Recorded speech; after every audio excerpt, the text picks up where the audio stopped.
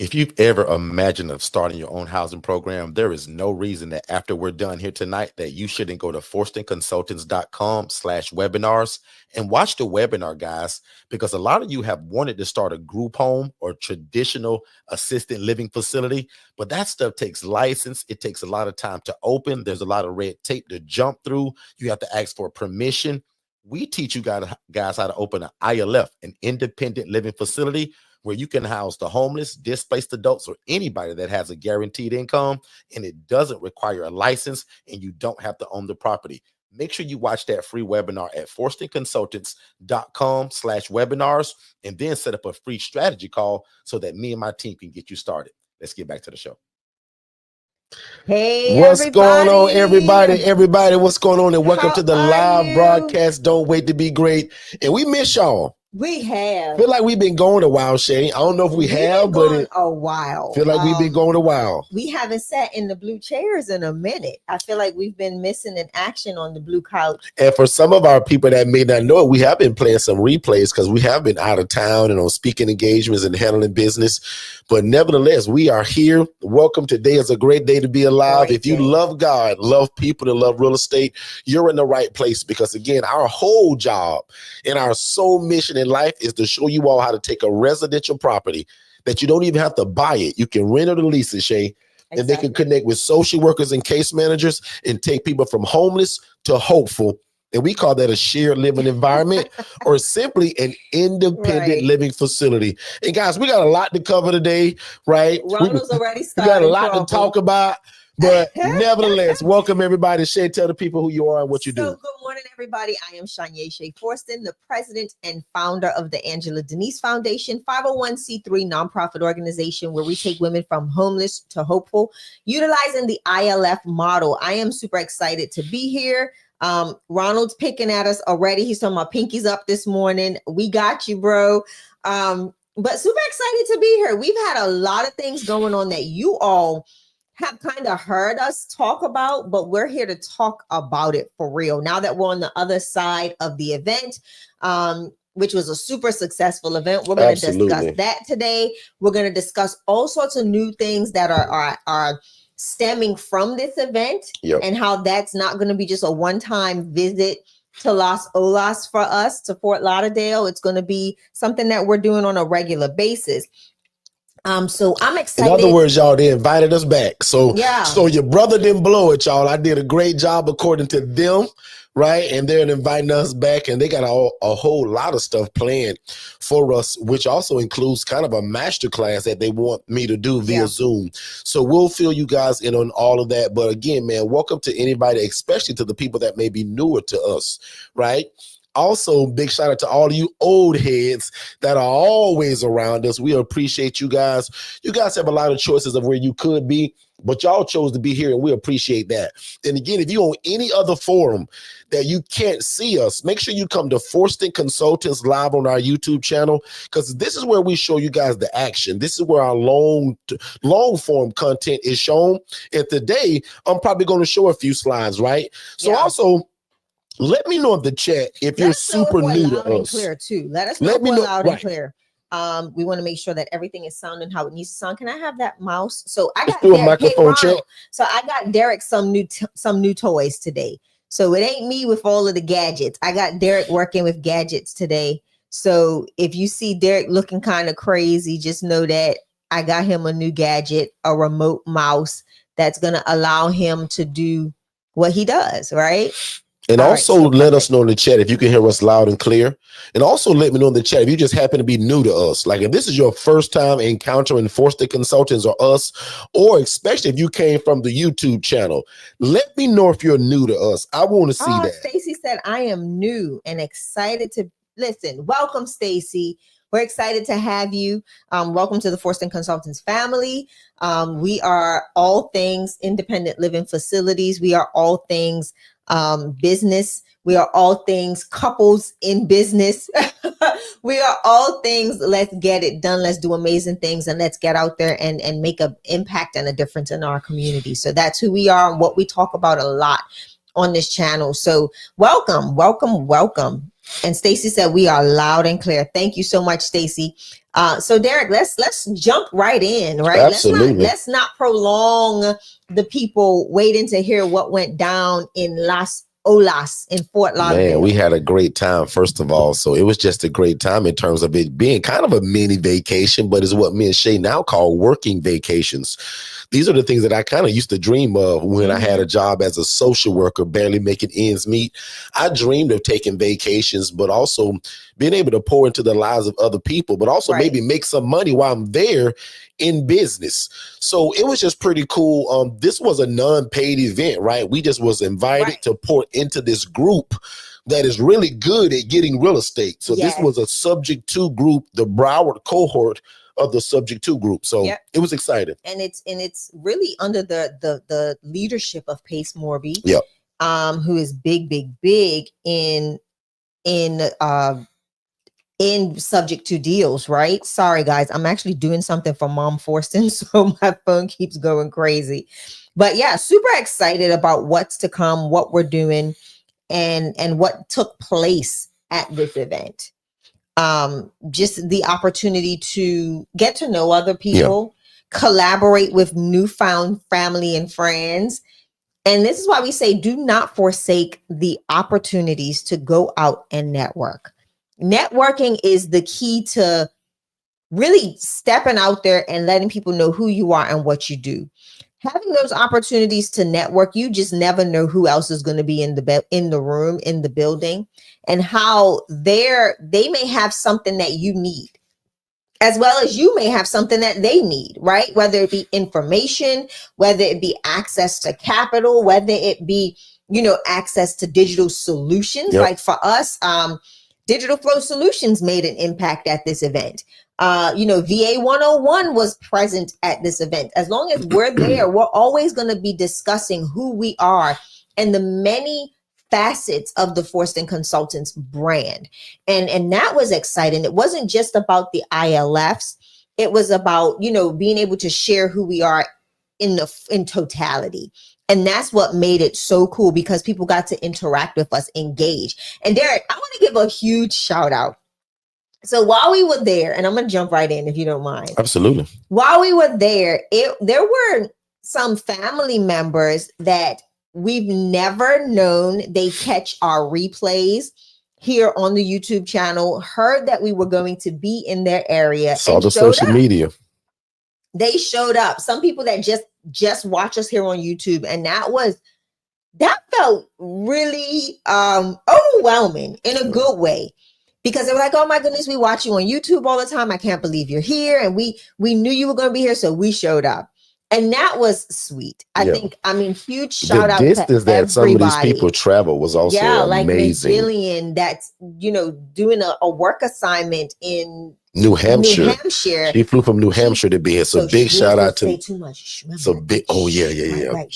But big shout out, Miss GC. That's we were gonna say GC. Cause I don't want to get nobody in trouble. But it was such an amazing opportunity.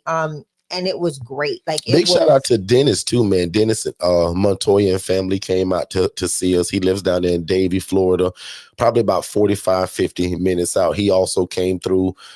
Big shout out to Miss Michelle, who her and I share a real estate room on every Sunday morning at 8 a.m. Eastern, called the Real Estate Wealth Chat. So Miss Michelle, if you're here, big shout out to you as well and your family. Big shout out to the other lady that was a friend of yours, and her daughter found us on social media. And so you had already known Derek. So I thought that was cool, pretty man. Cool too. Yeah. To see that. So a lot of great things happened down there. Talk about some of the highlights for you, Derek, at this event. Man, some of the highlights obviously was just to speak to a different group of people that's not used to this. There were some people that have heard of this concept, but most people just really didn't know how to get into it. And y'all must have prayed for me, because I told y'all it's hard for me to talk. And they said, Dirk, you got 15 minutes. Y'all know my intro take 15 minutes, but y'all, your brother did it. In fact, Shay said I had 3 minutes to spare, y'all. I had, well, Shay, excuse me, 3 minutes to spare. 3 minutes to spare. And I was like, no, keep going. And y'all, I felt like I was almost rushing it, but everybody said I did a great job. So I'm waiting on some of that footage to come back to us. Big shout out to Yana and Miss Julie and William Penhouse, man, who actually invited us and put it all together. So really slowly, let me slow that down. Yana and Julie, big shout out to them. They're new family to us. So ladies, if you're here, Shay, myself, and Mom Forster want to thank you guys so much for having us. We super appreciate it.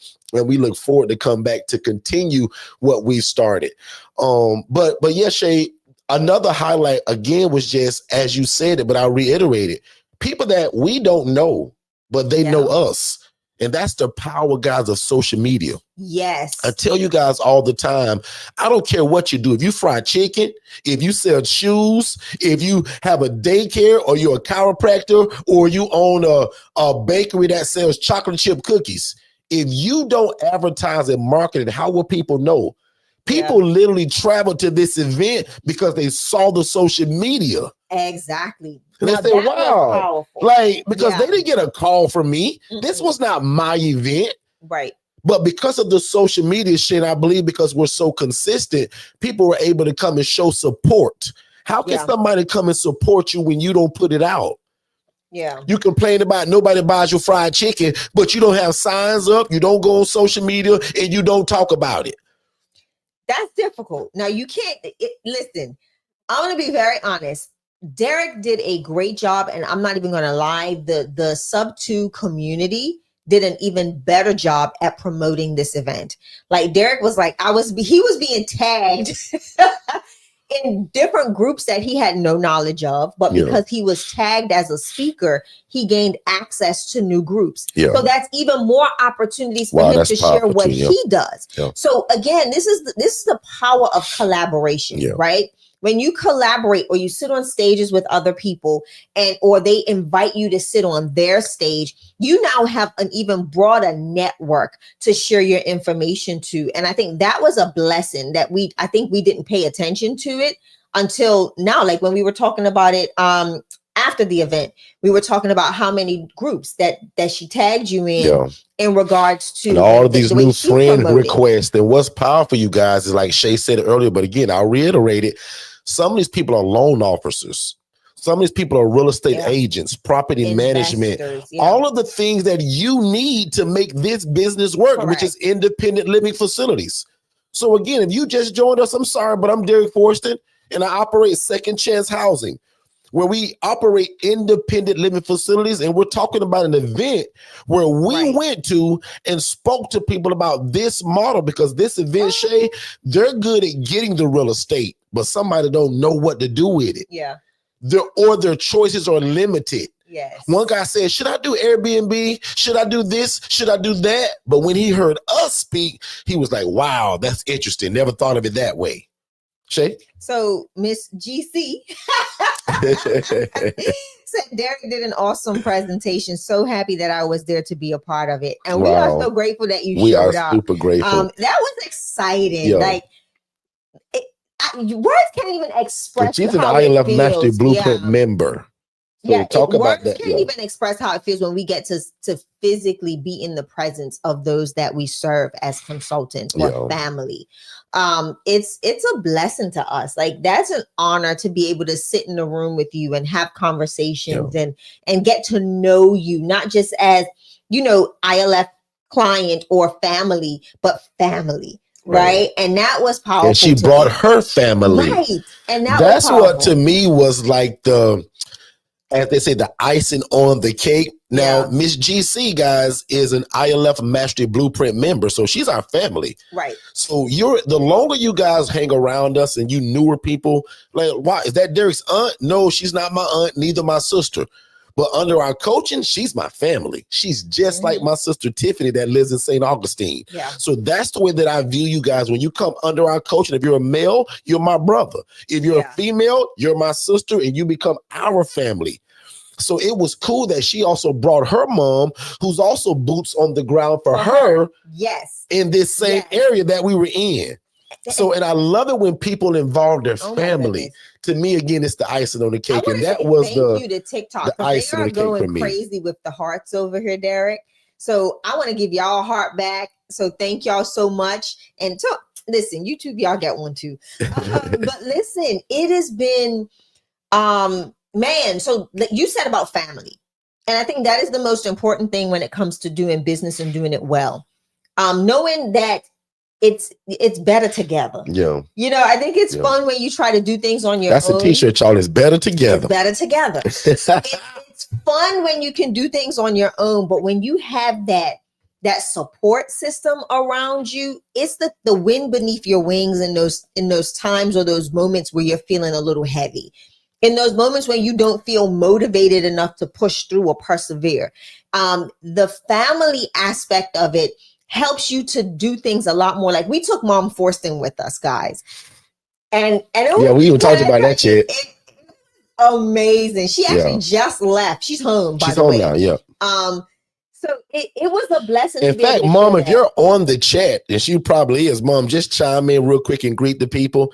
But like Shay said, we brought my mom, and that was also a really cool deal. Shay? Yeah, it was beautiful. To have his mom, who is alive, well, and doing amazing, to be there and see her son do something impactful. I think to me, that's probably one of the most powerfulest statements that you can ever kind of get. Like, I don't have that. We talked about it that night as well. Like, I wish my mom was still alive to be a part of this. Yeah. Because her and Mom Forston, two peas in a pod, okay? They would have been right there cutting a fool. I'm just telling you, they'd have been making all the noise in the world, talking junk. Again, so just know when you have that family support and that structure behind something that you're doing, honor that. Just honor it. Be excited about it, because that to me is something that I just love. And I tell Derek all the time, I appreciate the fact that we can take your mom. Yeah. If we go to wherever, we're like, hey, Mom, you want to go?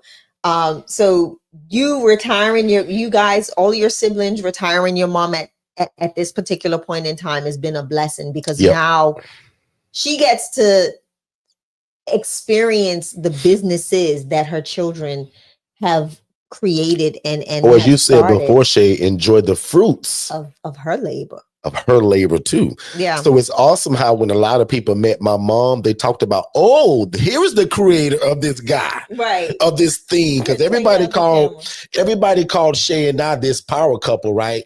But essentially, when everybody met Mom, because we call her Mom Forston so much, it's all over. That's kind of the name that's just kind of been adopted for her. My mom is named Margaret Forston, but everybody called her Mom Forston. So immediately when the organizers of this event even met her, immediately they grabbed Mom Forston, right? And they said, this is the muscle behind this power couple. Yes, it is. So Mom is not only my mom, she also plays a role in my company for real. Correct. She's the spiritual advisor and also our compass. So her job is, you guys ever seen that movie called A Law-Abiding Citizen? When that gentleman said that one guy had one job, just saying that guy's ear all day long, you're only a man. You're only a man. One of my mom's job is to make sure that this big old head don't get too big, that I stay grounded, and she keeps prayer and coverage over of us. Yes. So Mom is a lot when it comes to that, help us with decision making. But more than anything, she's our spiritual covering to make sure that we're making the right decision and that we ain't getting too big-headed with all of these things that God is blessing us with. Yes. Because if your life was anything like mine in the past, then when God starts blessing you like he's blessing us today, some people can get real big-headed. But if you hang around me for any amount of time, you know me, I always pray that we decrease so that God can increase in us. And without God, this whole program is baloney. But with God, I'm the absolute cheat code in my city when it comes to affordable housing. And that's what we want to teach you all. And that's what we talked about at this meeting. Correct. Again, I'm meeting with people in Fort Lauderdale and shit. This was a big group. And y'all, they fooled me too, y'all. Jokingly, they had me thinking this event was inside. Listen, my boy was suited and booted. I came suited and booted, boy. Your boy had on a blazer, Tia, I had on a nice button up. Tia, within 13 minutes of me being there, I had to strip out of all of that because the event was actually outside. Yeah. It was at a bar and lounge kind of swanky place, but outside it was this nice place and everything was set outside to speak. Yeah. Y'all, I was a hot mess after a while. Literally. Because y'all know me, I get to talking and getting excited. But again, back to that point. If you guys don't know the subject to form of real estate and how that game works, you kind of need to learn that too. Yes. This group is good at getting real estate subject to the existing mortgage. That's a whole nother real estate play. Yeah. And let me slow it down for 2 seconds. Guys, there's a lot of lanes in real estate. We just happen to specialize in shared housing, co-housing, or we trademarked independent living facility. Correct. Now, we don't care what you call it. Shay and I just was smart enough to trademark the one that we chose and the model of how we do it. This group of people, they're good at getting the property, but with the real estate market being kind of shaky right now, right? What are some more choices? Airbnb is dying by the day with all the rules and regulations and just not being able to do it and being saturated. But this thing that we do, guys, that's why it's ministry. Because one more time, not because I said it, but the Bible says the poor and needy will always be among you, right? The Bible also says that when you do unto the least of thee, which is the population we serve, God says it's like you're doing it unto me. So how great is it that you can be into real estate, helping people, doing God's will, also being the answer to affordable housing in your city, but also make enough money to feed your family. Lord have mercy. That's the cheat code to me. So go ahead. No, go ahead. And just real quick before Shay take it, if you're on TikTok and you can only see me, come to our YouTube channel. We live right now on YouTube at Forston Consultants. One more time, Forston Consultants. We're live on YouTube right now. Leave TikTok and come here and join everybody where we all are. Back on you, Miss Shay. So you started to mention more about sub 2. Right. And I don't want you to go down that pig trail, but why was it so important to get this information? Why do you think that Yana and the team found that this information was so important for this group of individuals? Because they're really good at getting the real estate, but they're looking for a new exit strategy because for some people, quite frankly, they're always trying to find the new next biggest thing. And looking for us, our model, they're not really familiar with. So guess what it sounds like to a group of people that when I tell you, hey, you can get this house. Now, most of y'all rent them or us, we rent or lease them, but you guys are learning to get these properties subject to the existing mortgage. Guys, that's a whole play. And trust me, I'm not the expert on it, so I ain't gonna try to explain it. Right. But essentially, if you find somebody that's struggling and they're about to lose their house, you can do something that's called subject to, meaning you just gonna take over their mortgage. Now, there's some processes in that, but essentially, and a lot of times the way it's done, they'll say, hey, ma'am, you finna lose your house and you finna lose everything. But I tell you what, I'll give you $5,000 just so that you can get a moving truck, get your life together and get some groceries for you and your kids and give me those keys. And so that you don't ruin your credit, I'm going to take over your mortgage subject to the existing mortgage, and I'm just going to take it over. Guys, people do that. They wanted me and Shay to come to talk about this because they're thinking, well, Derek, we're going to get that same house and we're going to try to re-rent it to a mom, dad, and 3 kids. Or sometimes you can actually sell it if the paperwork's done right. But what if I taught them a model? And that's why this lady is so powerful to this group. And this is how much she cares about them. She says, guys, I'm going to bring y'all somebody that's going to show y'all how to take one house, one asset, and rent to multiple people. Lord have mercy. Most of y'all have heard of multifamily, right? This is the same thing as multifamily. And again, if you're on TikTok, please come to YouTube because I'm showing y'all and I'm getting ready to bring up a bunch of slides and pictures. Please, if you're on TikTok or you're on Instagram and you can only see this one picture, come to our YouTube channel at Forston Consultants. It's my last name, Consultants. Forston Consultants.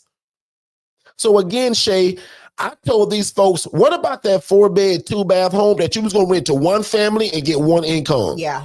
What if I show you that you can be the absolute cheat code in your city for affordable housing and take that same 4-bed, 2-bath and rent to 4 people that may be military veterans that have their own room? That's 4 people. We make them all suites.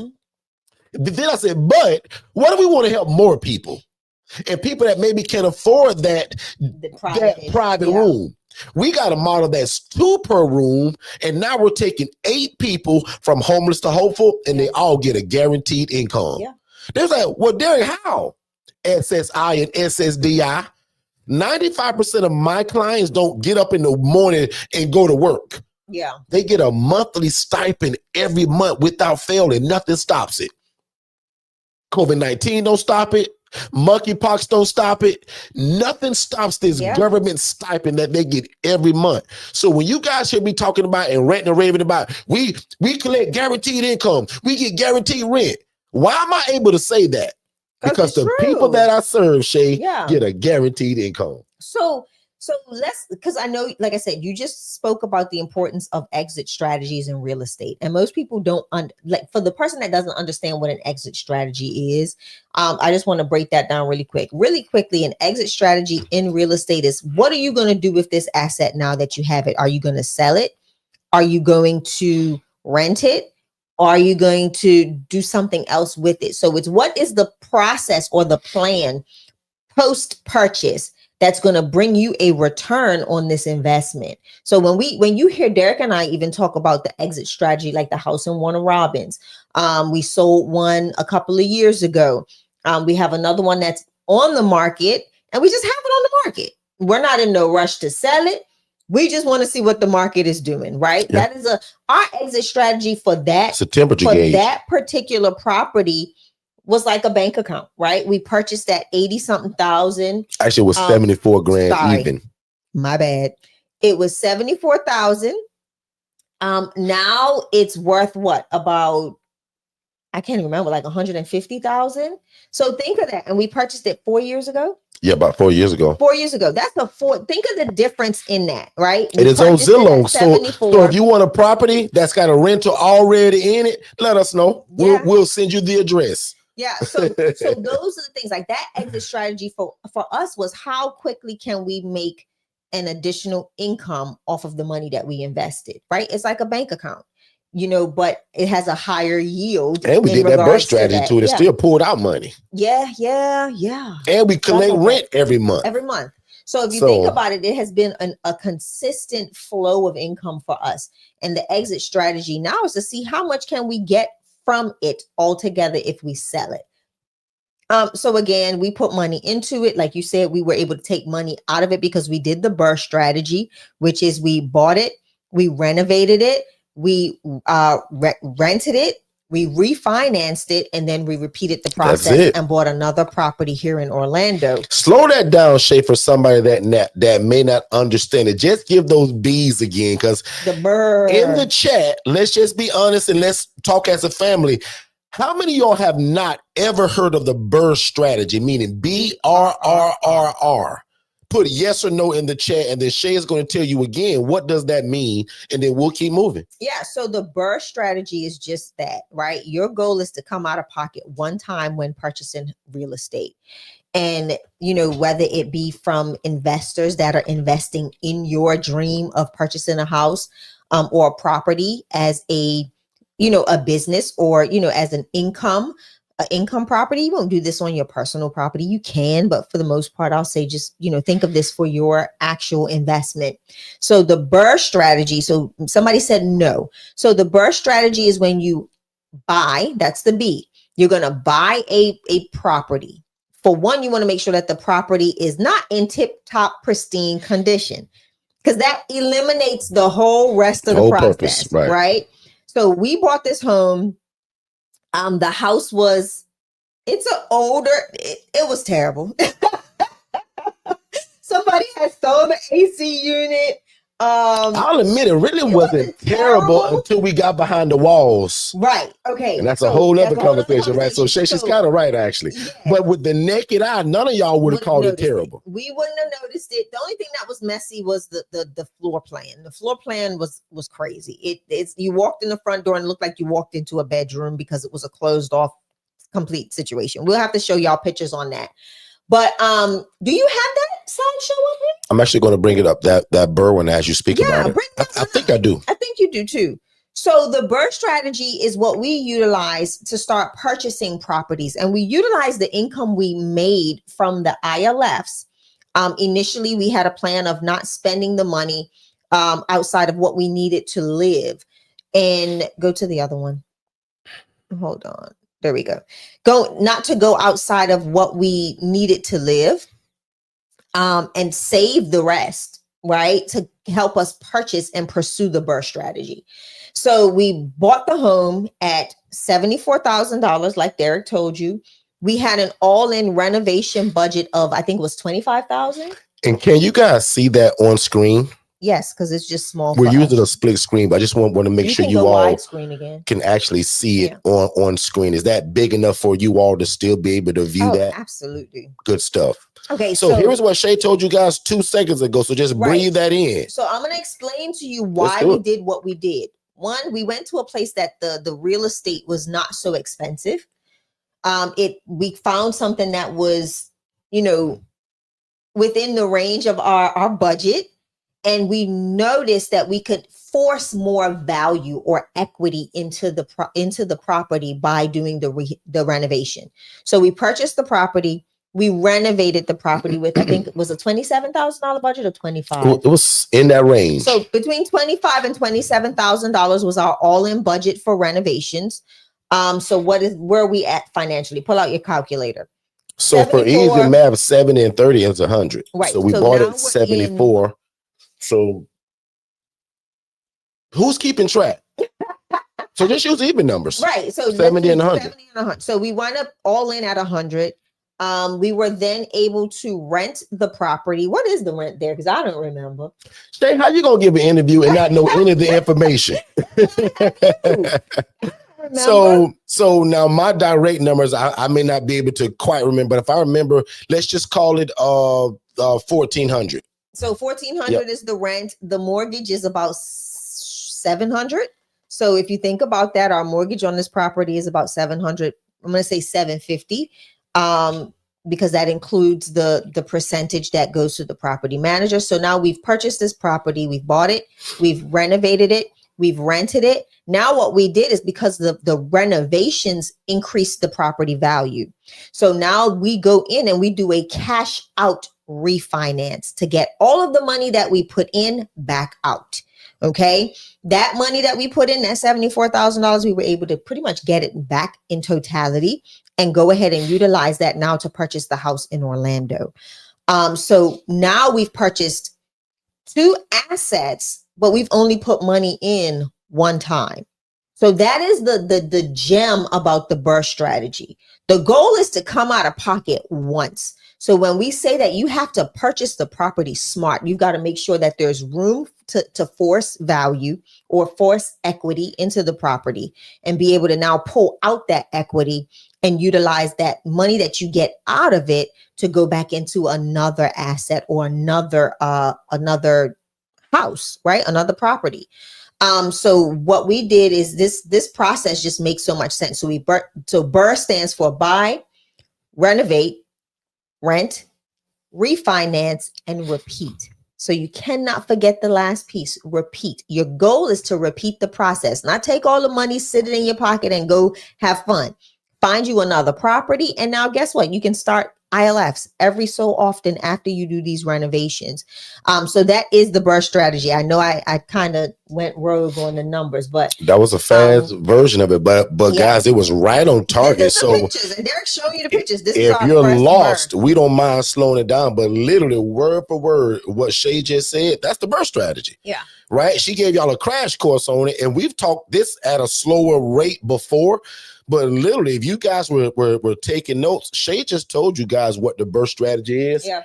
And in my opinion, it's one of the greatest ways to buy real estate. Yes. Right. So the only way that I would have changed, or what I would have said, and I'm just kind of harsher with words. Shay told you to buy something affordable. I like to say buy a piece of junk.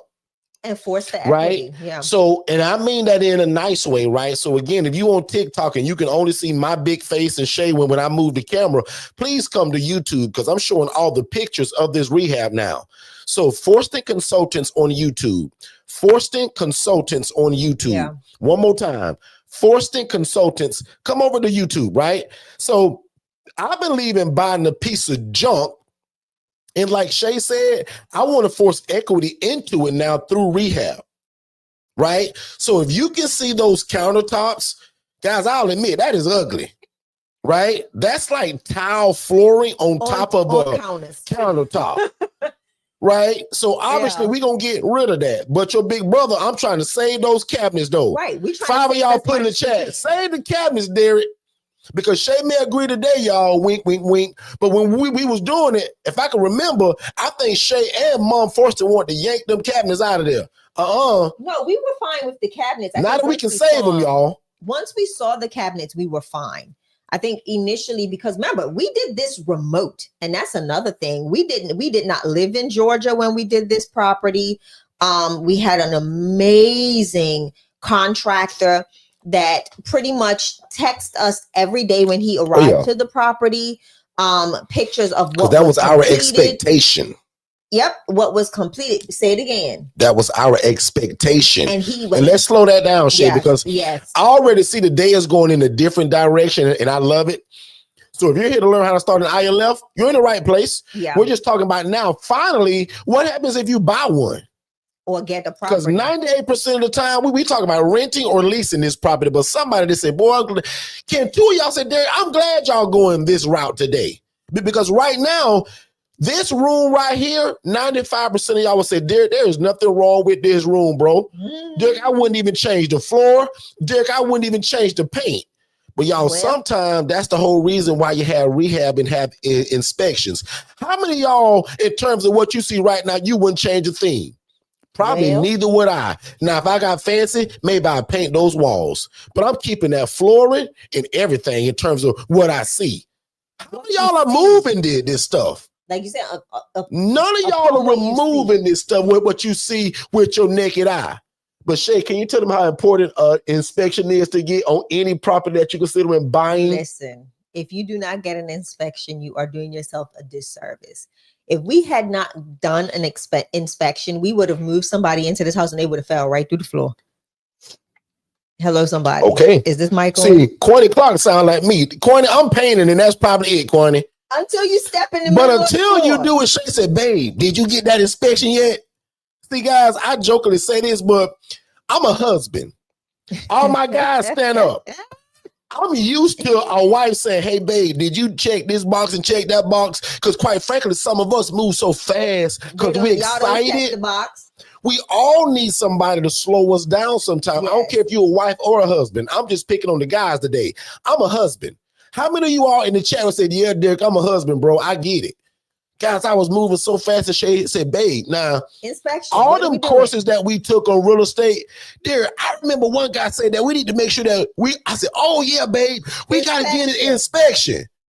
Because what we found out through inspection, the floors were bad. They were bowing in. The subfloor was rotten. So all the floors I thought I was going to keep corny. See, corny, me and you on the same page, corny. Corny, I thought I was going to keep all of that stuff. So as you can see again, hold on, let me back it up, y'all. I got these new toys. So watch this Quani.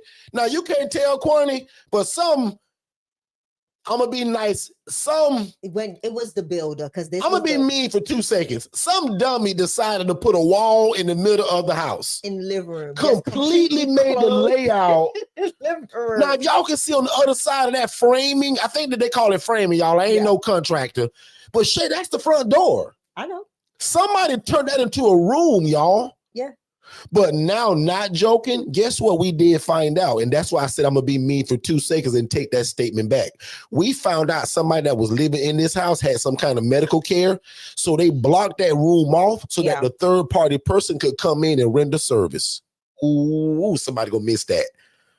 Somebody was almost doing what we were doing is what I'm trying to tell y'all. Yeah.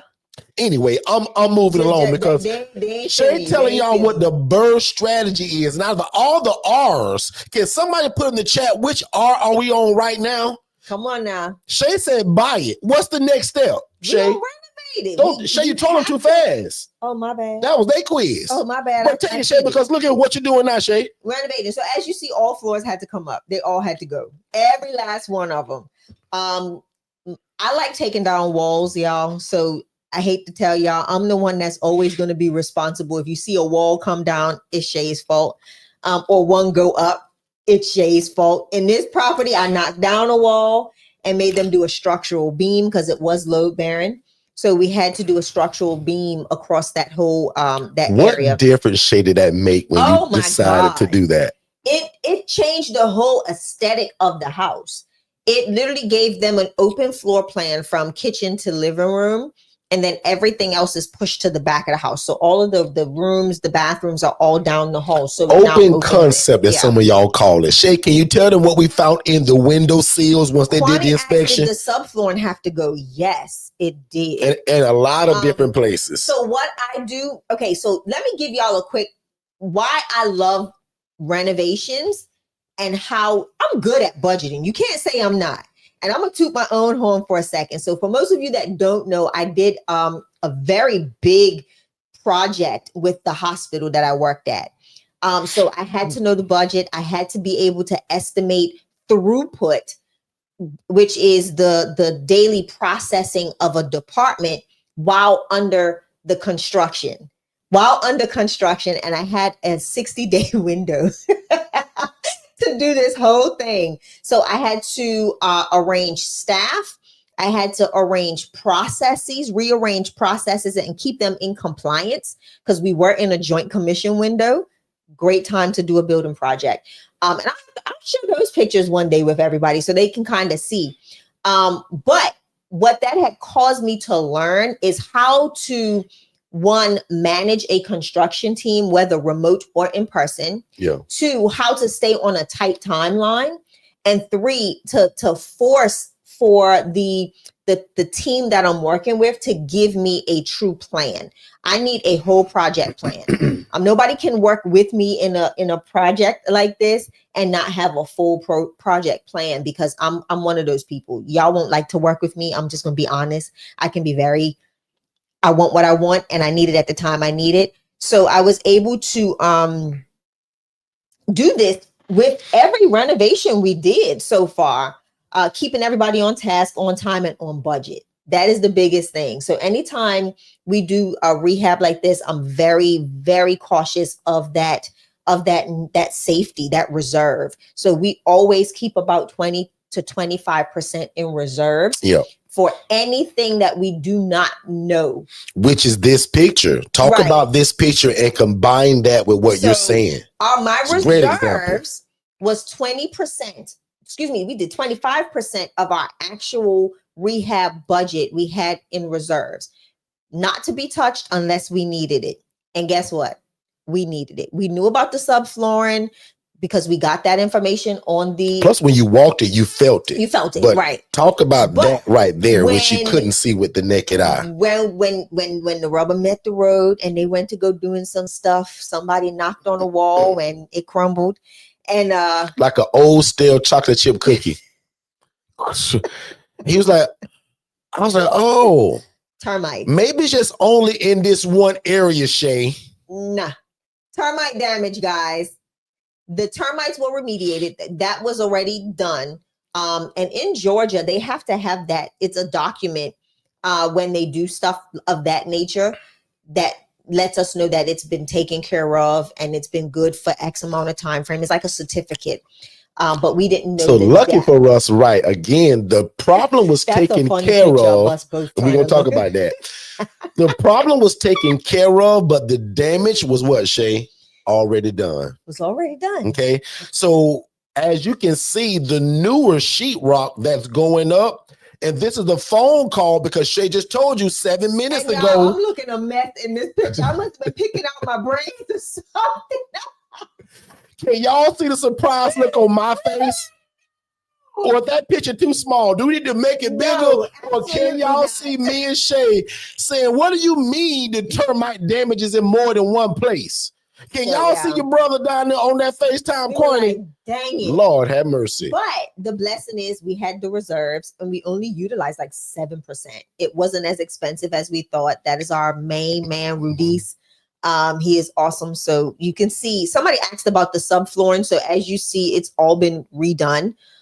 They even had to change some joists underneath the house to make sure they were stable, all within budget. Like I said, we ended up really hitting our mark on the budget. But again, this is what you can do when you get into the ILF space and you give your money a job.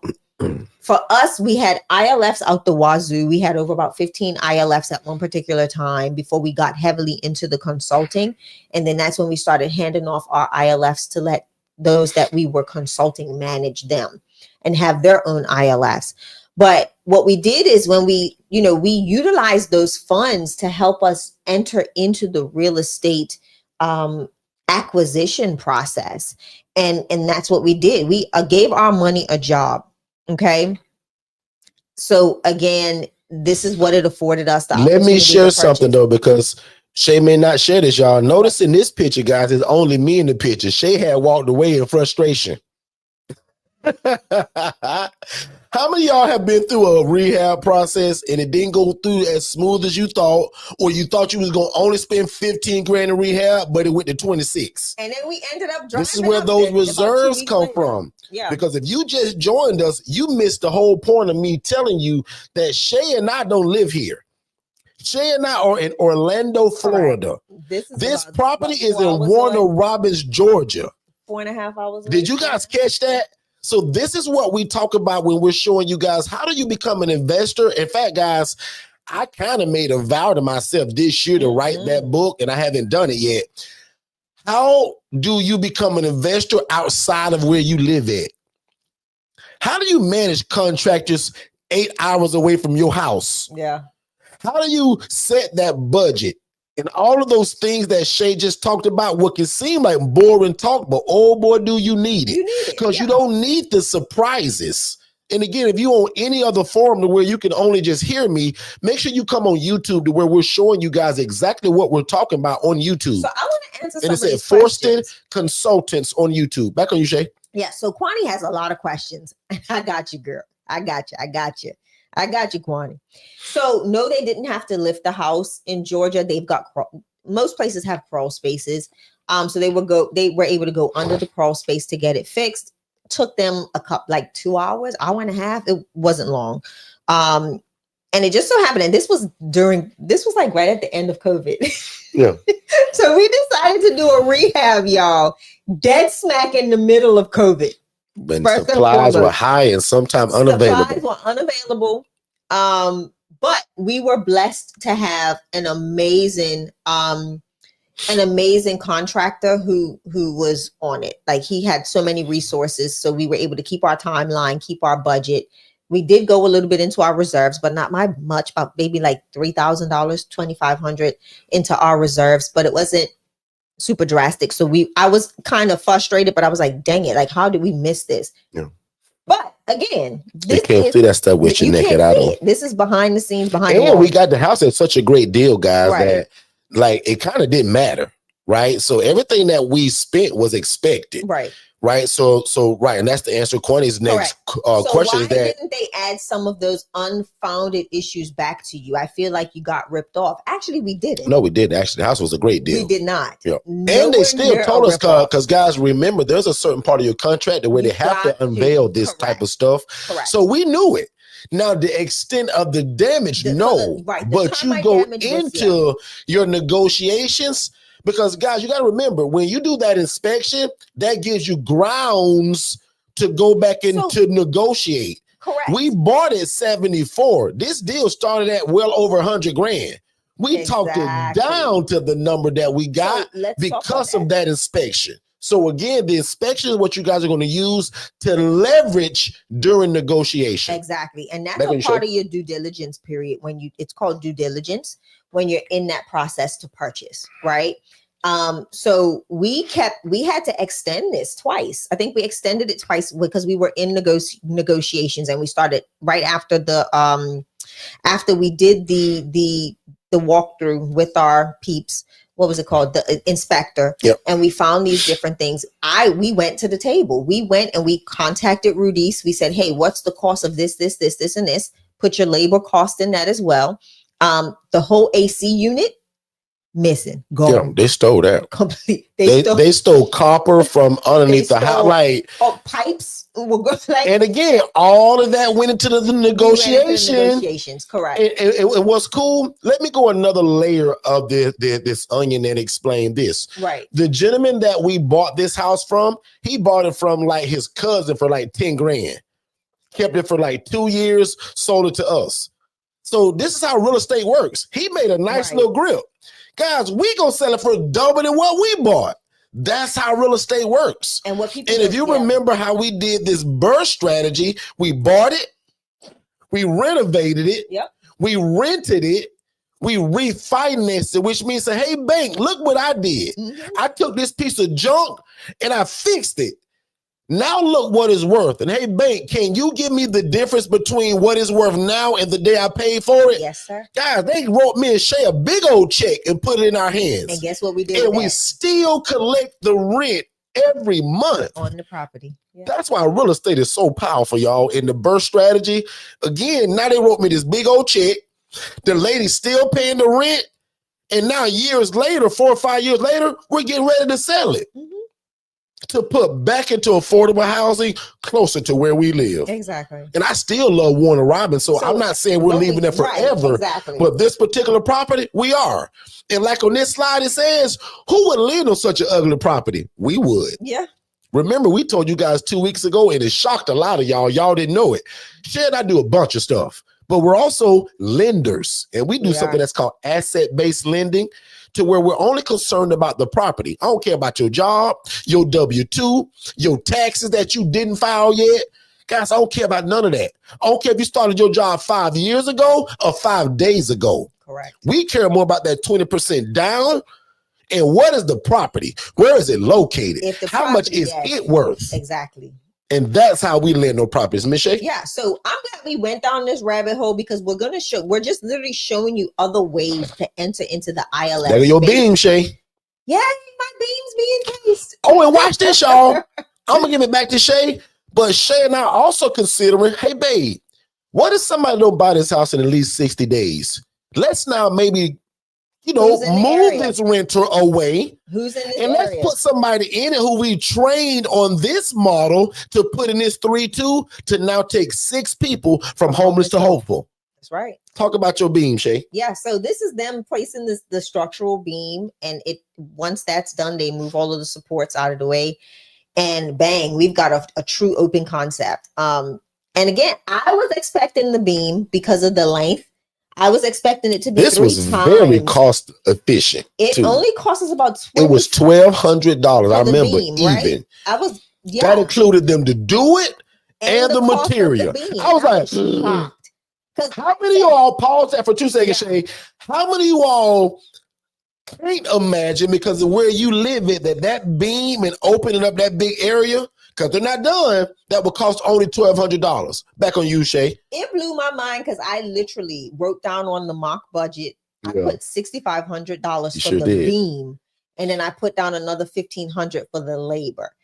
And she thought we was in Florida still. I did. So when I saw that's a great way to do numbers, his come back, I said, boom, keep this price in. Let's add that to reserves because we had it, right? It's not like we didn't have it. So I said, let's just move that into the reserve pot.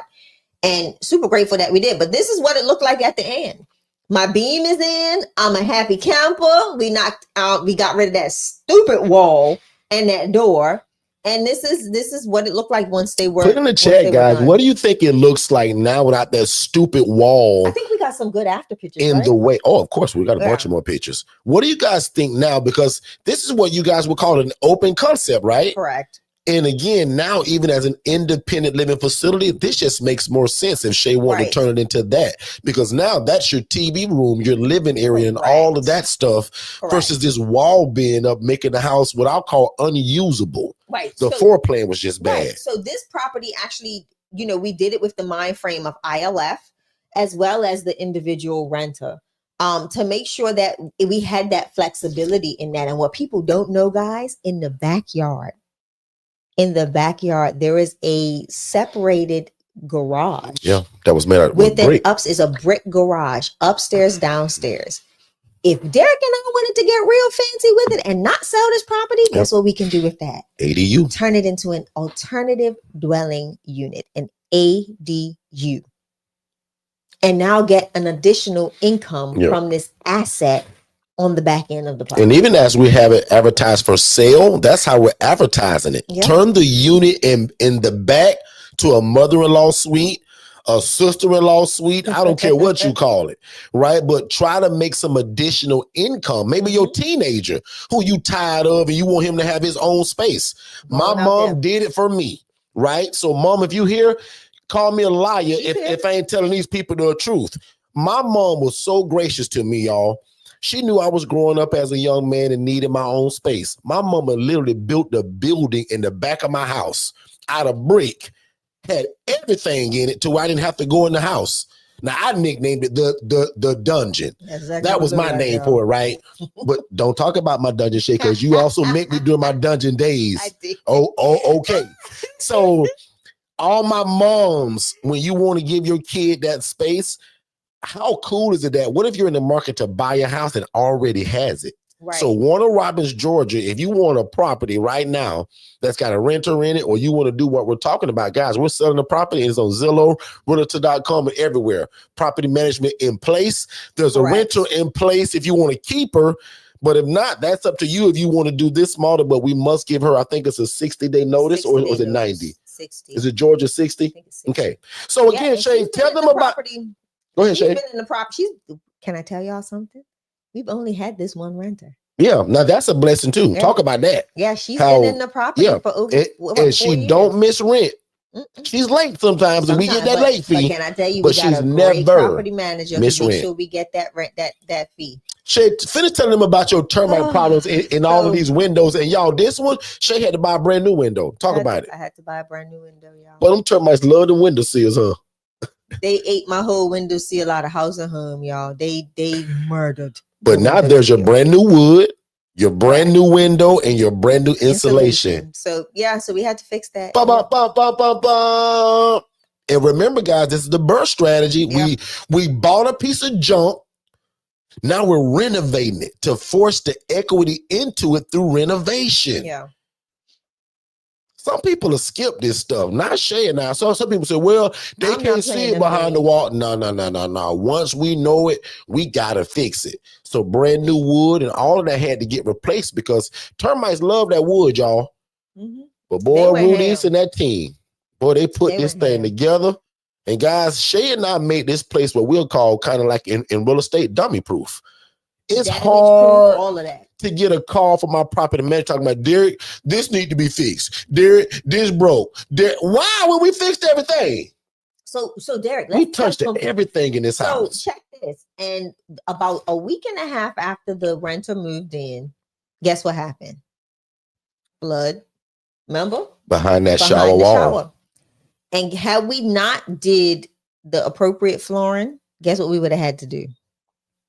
Pull up all the flooring and redo it again. Yep. But because we got, man, we did the best thing LVP ever. We waterproofed the floors.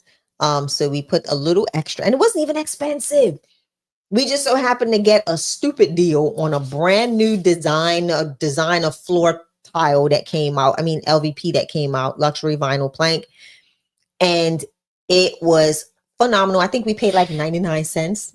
I'm still kicking myself to this day because we do a lot of renovations and stuff. We should have not even that. Not even that too, but I'm going to the paint. I love that color paint, but I can't remember what it was. Now, some of y'all gonna say, well, Derek, just scratch off a piece and take it to Home Depot. Guys, I live in Florida. That's in Warner Robins, Georgia. So yeah. I try to get things close to this, but as you can see, these photos are beautiful. The white trim on the wall is beautiful, and we picked the right paint, in my opinion, to make it all snap together with those, again, those. Now, again, I'm gonna be honest, your brother, me, Derek, I wanted to get those thin, cheesy blinds for like $10. Me and Ma wouldn't let him. When again, you got a team of people that, you know, are smarter than you and trying to, you know, Derek, bro, we're going to save some money, bro, but not right here, Derek. Let's get those thicker 3-inch far. I don't know what you call it, but those thicker ones with the heavy plastic. That's what we did again, Shay, to make it indestructible. Because people love to bend those blinds to see who outside. Right. People love to bend those, and you do that 5 or 6 times with them cheesy ones, they broke. Karen tells me every month that my blinds are intact because that's a part of her walkthrough. Yeah. Well, actually, she went from month to month to now her walkthroughs. I think it's quarterly now, or every 3 months or something, right? Yeah. So, and the first thing I asked her, hey, Karen, how's those blinds? Derek, they're standing up tall. And again, lucky for us. So this is what it looks like, y'all. So this is I wish you would have done the side by side to show again how dumb that looked it with that wall there. Let me know how my remove. I wish I was there to swing a hammer through that and wall. knocked it down your stuff, right? I said, Shay, who in the world put this wall up here? I said, I don't know, we getting rid of it. And it had a door. And it had a door. It did. But let us know what you think about this. This is the painted, the full look of standing in the kitchen and looking towards that living room. Let us know what your thoughts are, how you like it, what you think. Let us know. And that paint is not gray, y'all. I call it oatmeal because it looks like a fresh pot of oatmeal with no cinnamon, no nothing, just like that oatmeal, but maybe a little lighter. But for you all to eat oatmeal, because I don't, I think it's a lighter version of oatmeal. I like grits. I'm a grits guy. Dornico's here in the house. Let's give Dornico a big shout out because he's got another house opening. Absolutely. In July. So congratulations, bro. I saw that, man. Congratulations, Dornico. Man. Guys, when you see this gentleman, Dornico, in the chat, that's my big brother, right? Not by blood, but by coaching, by teaching, and by him becoming family to us. Yes. Now, he just like my brother, not for real, and he'll know why I said that, right? Otis is gone, Dornico, so you're it. But Dornico is somebody I often talk about that moves at the speed of instruction, and somebody that really took our coaching by the reins, and he choked our coaching really, and choked every ounce of potential in it, and he's living it, right? Dornico's story is also a lot like mine, his beginnings. And I'll call it today, it was kind of small. Yeah. But today, this guy on the Channel 8 News and all of that, in a great way. Yeah. Remember I told you guys I made the news, but it was in a bad way? We both now make the news in a good way. And if you think I'm a liar, Dornico, put that link in the chat. Yes. I want everybody to be able to click that link and watch the great work that you're doing in your community. Because Dornico, you know different from all of these people. Right. What 5 years ago? Sitting on YouTube saying, wow, this sounds interesting. It was Clubhouse. I wonder if I could get into this. Yes, you can. Dornico's also an ex-military veteran that saw the bad side of housing. So he automatically got it. I didn't have to bleed it into his brain. But now the concept and the to-do, man, Dornico is one of my people that I tell y'all that call me almost every day, 3 or 4 times a week, to make sure he was moving in the right direction and he was doing the right thing. Exactly. Today, he don't call me for all that. He called me today to talk about other stuff, other businesses, other opportunities, and other ways he's making money and impacting his community. And his whole life changed, not because I'm so great, because the goodness of God in this housing model. Yeah. His wife now has a whole business, cooking and all of that stuff, and not that stuff most of y'all eat. Most of us eat real bad. His wife has got a whole healthy line of the things you love that's bad for you, but she making it a good vegan way. So support Dornico Rigel, guys. Follow him on his social media. He's got a program by the name of Fresh Start of Dayton, Ohio. Make sure you check that out too. But again, big bro, congratulations, man. And a big shout out to you, man, for continue to make us look like geniuses. I often say this, y'all, not being funny, but it's people like Dornico that make me look like a genius. It's God first and people that follow the coaching like Dornico. Because when people watch him, they say, man, where did you learn that? Yeah. He turned right around, and first of all, he give God the credit like we do.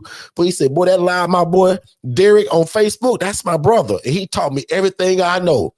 I now just put my own spin on it. Mm-hmm. Today, me and Dornico don't run our program the same. But the first year, yes, we did. Because my instruction is follow the recipe.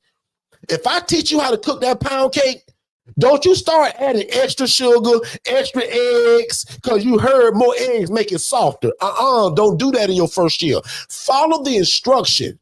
And then once you get to what I call the mastery level of it, like most of y'all do in about 6 to 9 months, now you can add your powdered sugar.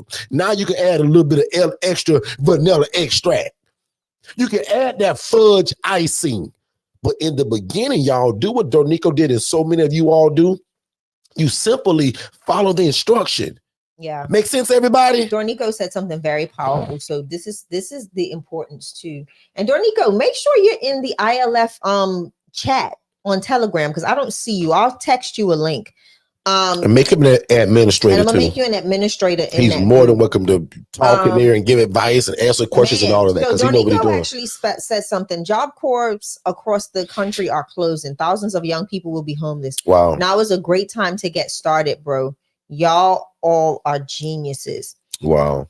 Wow. So see that's a Can you read that again for the people in the back that may just ran to the kitchen and grab a drink and they missed this, and read it slowly, because this is what I call opportunity.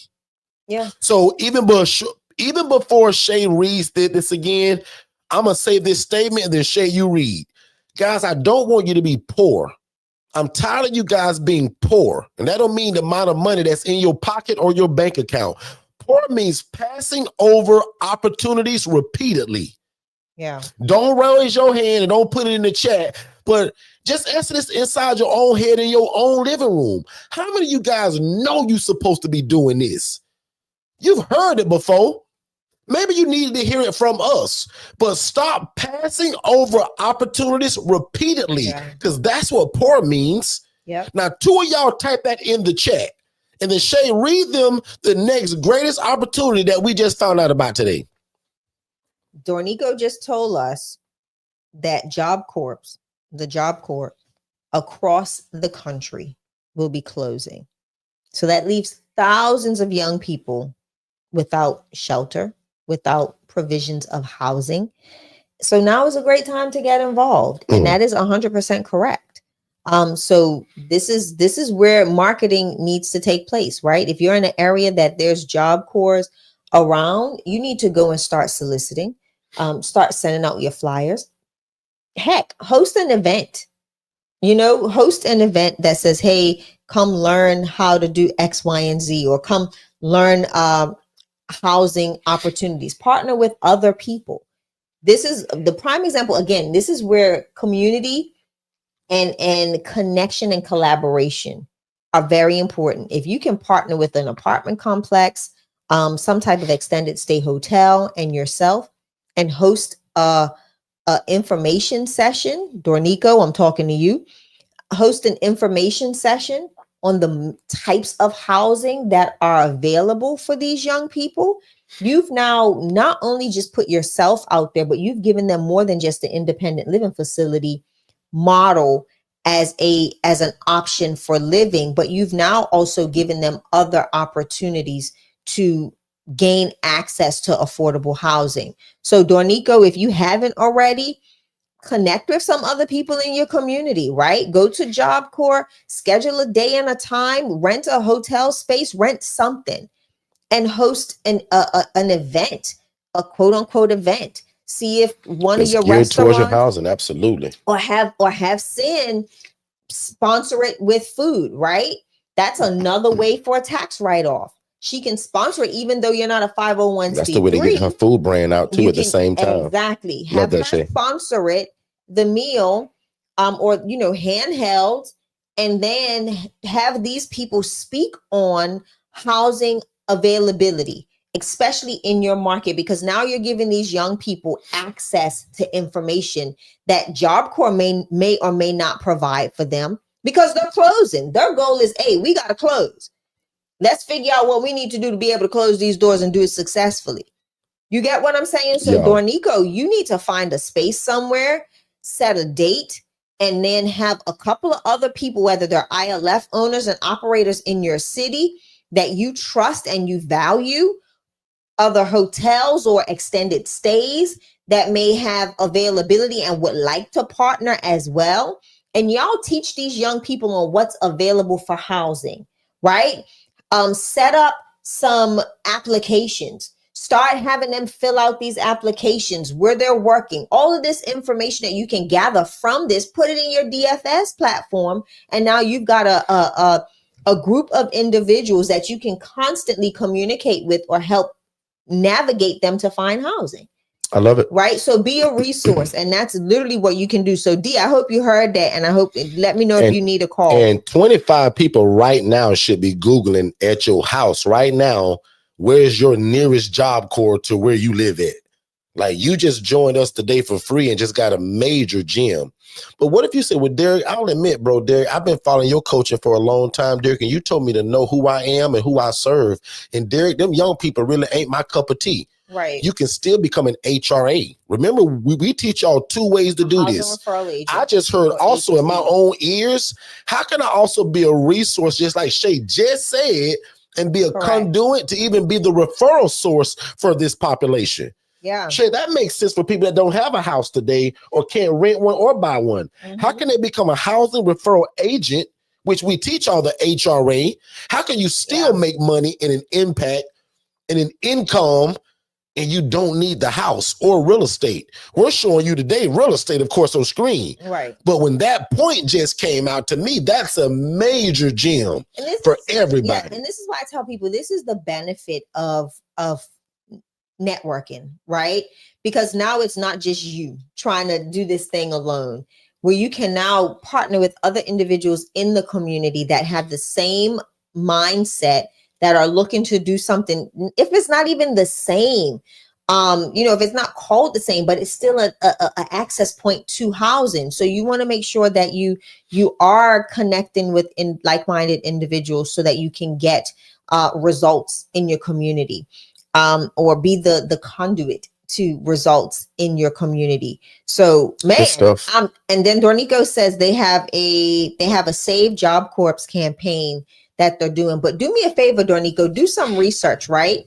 On what establishment really owns and operates it, and try to dig a little deeper, peel back the onion a little bit to see what is the cause for the overall shutdown, right? Because if it's a federally funded thing, the likelihood of that Save Job Corps may not happen as quickly as people think it will. And you guys may still have to step in. You're going to have to step in and be a facilitator of change. I think that's the right word, but if it's not, forgive me. Good stuff. So let's bring that rehab back up, because we jumped off of that as soon as we saw that in the chat. So let's bring that back up. And this is the part where I usually tell you guys, I was honest to tell you guys that I didn't want granted, right? I was trying to save money. But if you guys remember what Shay told you guys, right? During that time of that COVID, and COVID was trying to leave, but it was still hanging around. The cheaper stuff that I wanted was not available, and it had an 8-week back order.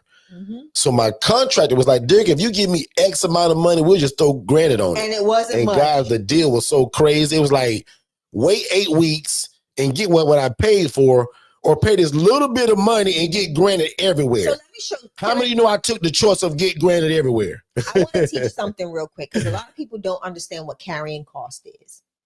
So when you do or purchase a property like this, you pretty much get 30 days without making a payment, okay, to that loan. So that's no carrying costs for 30 days. So you don't have, so the goal is to get this done within that time frame, or if not before that 30 days is up, so that you can get someone in the property. So when that first mortgage payment comes, the renter is the one that pays it. So prime example, you heard Derek. I think this took 2 weeks, right? This whole rehab was about a 2 to 3 week. It was longer than that. Yeah, it was longer than 2 weeks. No, it was like 3 It wasn't long, but it wasn't 2 weeks. It was about 3. It wasn't long at Maybe, all. but it wasn't 2.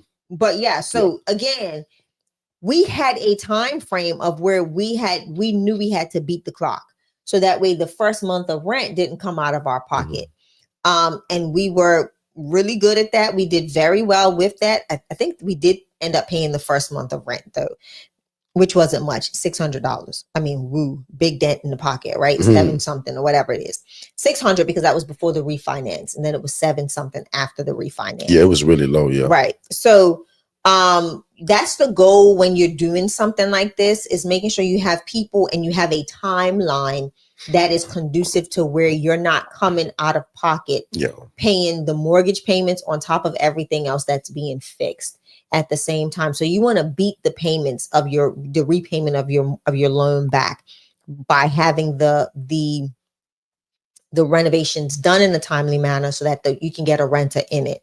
The other thing I wanted to talk about with that is, I'm going to give y'all a jam. When you are doing a renovation or a rehab, when companies come to deliver your appliances, make sure they take the boxes with them. Excuse me. Don't let them leave the boxes on the property. That will, depending on the area, and honestly, it don't even have to be a bad area. It can be a middle-class area. People will break into the house and steal the utilities because they see, appliances, because they see new appliances were just delivered and nobody is, and the house is vacant. So make sure you, if you ever venture into renovations, make sure that whoever's delivering your appliances, that you tell them to please take the boxes. Do not leave any of the boxes on your property. So that's another thing I wanted to leave with them. But ultimately, the whole reason we got into this conversation is because we want you to see multiple avenues to obtaining the asset or the property. And as you see, these are all of the pictures. We did not replace everything. We kept the sink in that one bathroom. I think we kept this vanity too, right? Or was that a new purchase? No, that sink was there. We just I think we painted it. Right. So we didn't change a lot of anything in the home. Someone asked, what is it that we put in the homes that make them non-destructible? She said, this is Kwani. Kwani said, that looks wonderful. What is the best products that last long to put in the home besides LV flooring? You just want to make sure you don't go cheap. You don't want to go super expensive neither though, right? So again, it's just finding, if it's a rental property, if it's a rental property, don't over rehab. We did not over rehab. A lot of people would have thought we did over rehab because of the granite countertops, but ultimately it was wait 8 weeks. It was either 8-week wait or right. And that 8-week wait would have cost us 2 months in rent. Yeah. 3 times the cost of what we paid for the darn granite. And it was just, and that granite to be there till Jesus comes, right? Granite is indestructible.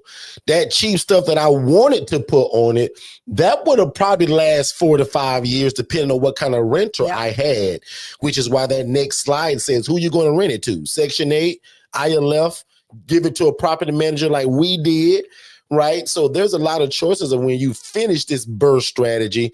But again, back to that point, not those cheap blinds. Right. So, but I'll admit, watch me be honest. When I'm doing my blinds in my ILF, they probably gonna get them cheap blinds, and I don't mind placing them sometimes twice a year. I just do that in my ILFs because they're rentals that I don't own. But these ones that I own, I'm not doing that. I'm gonna put those. I don't know how you say that word. That F, what is it? FAUX. That far. That however you say it. That 3-inch. Those things are super, like those are my regular house that I live in. Yep. Right. So I don't care how many times you do this, unless you super rough, those are not going to do what those $6 blinds do at Walmart. So for me, it's the blinds, because rental properties, guys, people are always doing this. Who outside? Right. So, and flooring, either you go tile or LVP. Tyler's going to usually be more expensive. Right. Even if you buy it really affordable, crazy cheap, it's going to kill you on the labor. Yeah.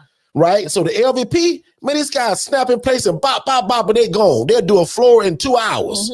Right? 1,500 square feet and be done. Like, really? And then you can throw water all on it. Now, you don't want to, but if water get on it, again, to me, that's indestructible. Right. One more thing is the AC system. Lucky for us, somebody stole the old one because Derek would have probably said, well, we don't need no new one. Let's just see how long this one goes. It would have broken a year or two.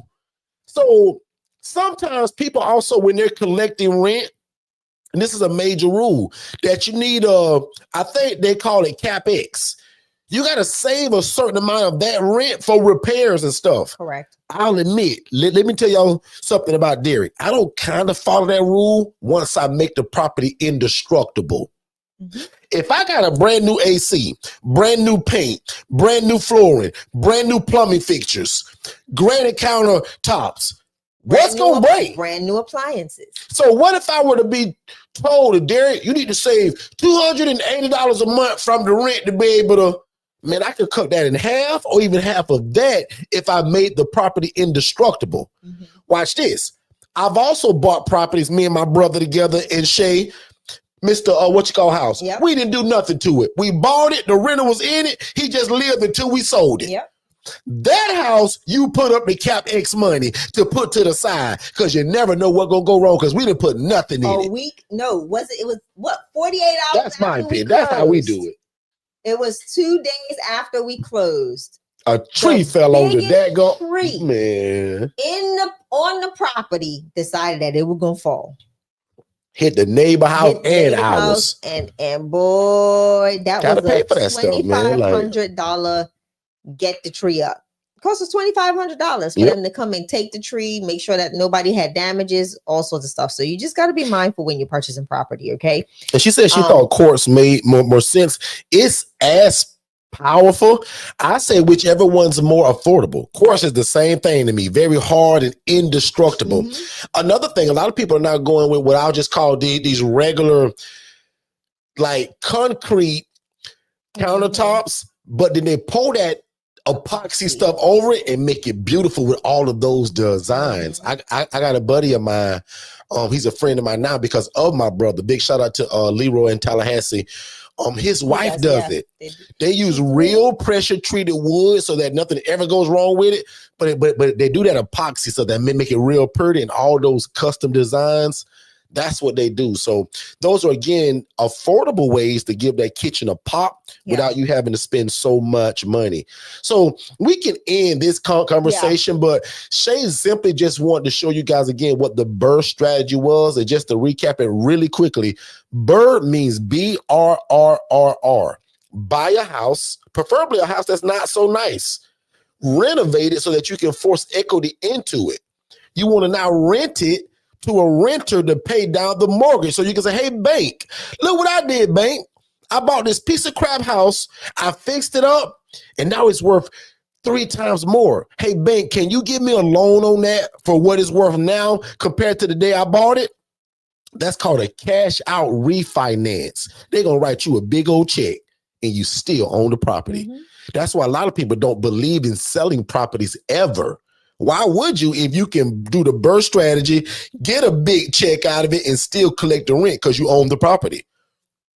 So, and then the last step is to repeat the process. Let me give y'all a gem. I think I wrote it on here. Let me see.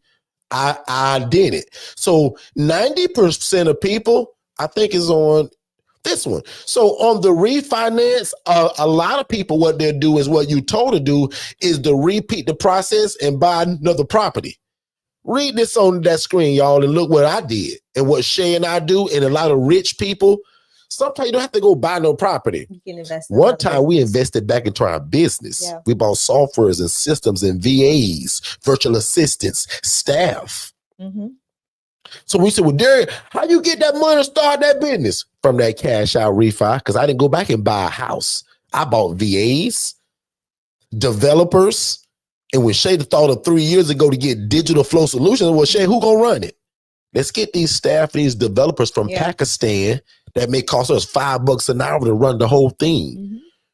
So that's what you can do, guys. And that last R again is just repeating that process. And we're done with that, Ms. Shay. We can go in any direction you want to go. So I want to go back to the ILF model, right? So we talked about acquisition of assets or property, and there's so many different ways to do it. You can arbitrage or rent those properties to start your independent living facility. You can partner with partner with someone that has the property, like Miss Angela Brooks does as an HRA. Yep. But she does something so completely different that causes her to not have to pay for any properties or rent any properties, but still make an impact and an income. There's so many different avenues. You can, again, rent, go to, other, like, or Dornico said today. Dornico said that he works with a guy that's into real estate, and he's got Airbnbs, and he will give Dornico, he trying to offset the Airbnbs.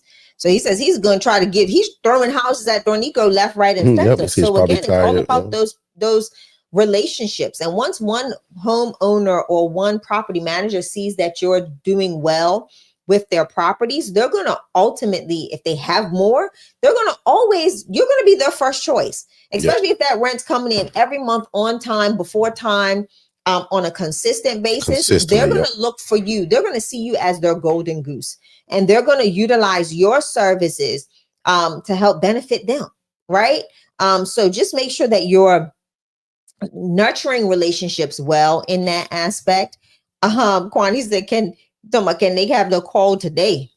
Because no calls on the weekend today, unfortunately. And plus, I'm fresh back off the road from speaking. Like, y'all can tell, but my voice is a little strained. But not today. But definitely, make sure you text that phrase "more info" to the phone number 407-326-0086. And I'm on TikTok still. So if I say that number too many times on TikTok, y'all, they'll kick me off. So just see it streaming below. YouTube people is streaming below right now. This is how you get on my schedule. It's easy to talk to me. Like, I'm not so unreachable yet. Next year, this time, it'll kind of be like that. But as long as you follow the instruction, guys, of just texting that phrase, more info to that phone number, that'll give you, first of all, our web class, which answer 90% of your stuff. Now, what I just saw in the chat, a lot of y'all just love that last conversation. Even Miss Julia says, wow, you guys said a lot of what I needed to hear. So thank y'all for talking about that. She want to book a call. So I'd imagine neither one of y'all want to call probably about the ILF. Y'all probably want to talk probably deeper just about real estate in general, or maybe what Shay just talked about. Because remember, if you heard me 18 minutes ago when we first brought it out, Shay and I are lenders. Shay can lend y'all $100,000 or $1 million in real estate. Don't matter. We're asset-based lenders. We don't care about your job, your W-2, and don't show me your taxes, because I don't care about that. I care about the property, and do you have the 20 to sometimes 25% down, depending on what it is, if it's commercial, to buy the place. Right. So if you say, Derek, boy, I just found exactly what you was talking about. Derek, it's the worst house on the best block in my city. That's the one I want you to find. And Derek, they only want $192,000. But Derek, if I fix it, I know it's gonna be worth $350,000. That's the one I loan to you all day long. So let me share what we did. Right, we purchased the property locally, for a very, very, very great price. And it's now worth triple what we paid because of the renovation. It was a 4.3. Now it's a 5.3, 5-bedroom, 3-bath. So we closed in the pool because it is an ILF and we didn't want the liability. So just know that there's diamonds in the rough out there, right? You just got to do your due diligence. Take your time. Don't be in such a rush to do something. Comping these properties is very important. You have to know what is a good comp. What's going on in the market around where this house is. What was the last property that sold in this house? How much it was? So there's a lot of little nitpicks, like a lot of little nuances that you've got to know. And maybe, Derek, let's talk about this in our Well, we didn't do our third Wednesday, but we will be doing our Wednesday this week. Yeah, let's talk about that. ILF family. Now, so, have we chose a date yet or not yet? This Wednesday. I told you. Okay, is it? Okay. Wednesday. Yeah. Okay, cool. So I'm gonna let the family know. I'll put something in the and we'll do it today. We can even announcement. do this. We can even go through this process with you all and talk about comping. How do you comp a property? How do you know what to allocate in regards to, your budget for the renovation? What are we looking for in that? Yeah, we can do it. We've had two very successful renos when it comes to the cash out refinance. Yeah. Very, very, very successful. And then the actual the property itself is appraising very high as well. So we'll probably do that. We can do that. Yep. And another thing I want to announce too is that if you haven't joined our free Facebook Academy, our ILF Academy, make sure you join that. I got something up my sleeve. In fact, let me put this up there right now. Okay. So if you have not joined our free Facebook group, it's called the ILF Academy. Make sure you do. I'm going to pour into this group in the month of June.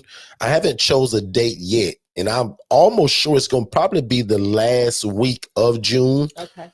And it'll probably be a Wednesday, unless something's on my calendar that I'm not aware of this second. But if my team is listening, a lot of my team will see this replay because that's a part of their job on Mondays. Team, let's go ahead and set a date. I want to pour into the ILF Academy.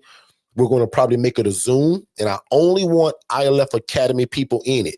Okay. And I'm going to be picky, right? This is not for my one-on-one students. This is not even for DIY people can probably still come. I probably don't mind that, but I want a lot of just new people, right?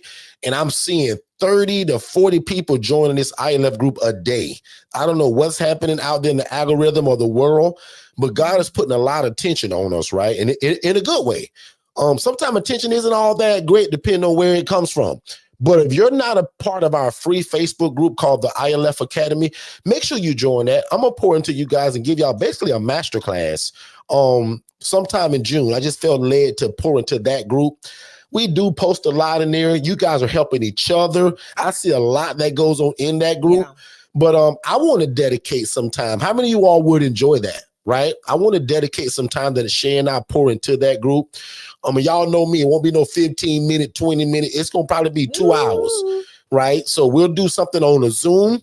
I'll make sure that you guys are off of work. So it'll be somewhere between 7 and 8 p.m.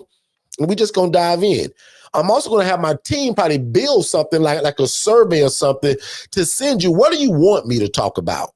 Yeah. And because so many newer people that just join that group, that just find us randomly, I'm going to assume they're going to ask me a lot of things that are in my webinar, right? So the instruction will be, please watch the webinar before you come to this masterclass, because I want to go deeper. Don't ask me, well, Derek, do I need a license?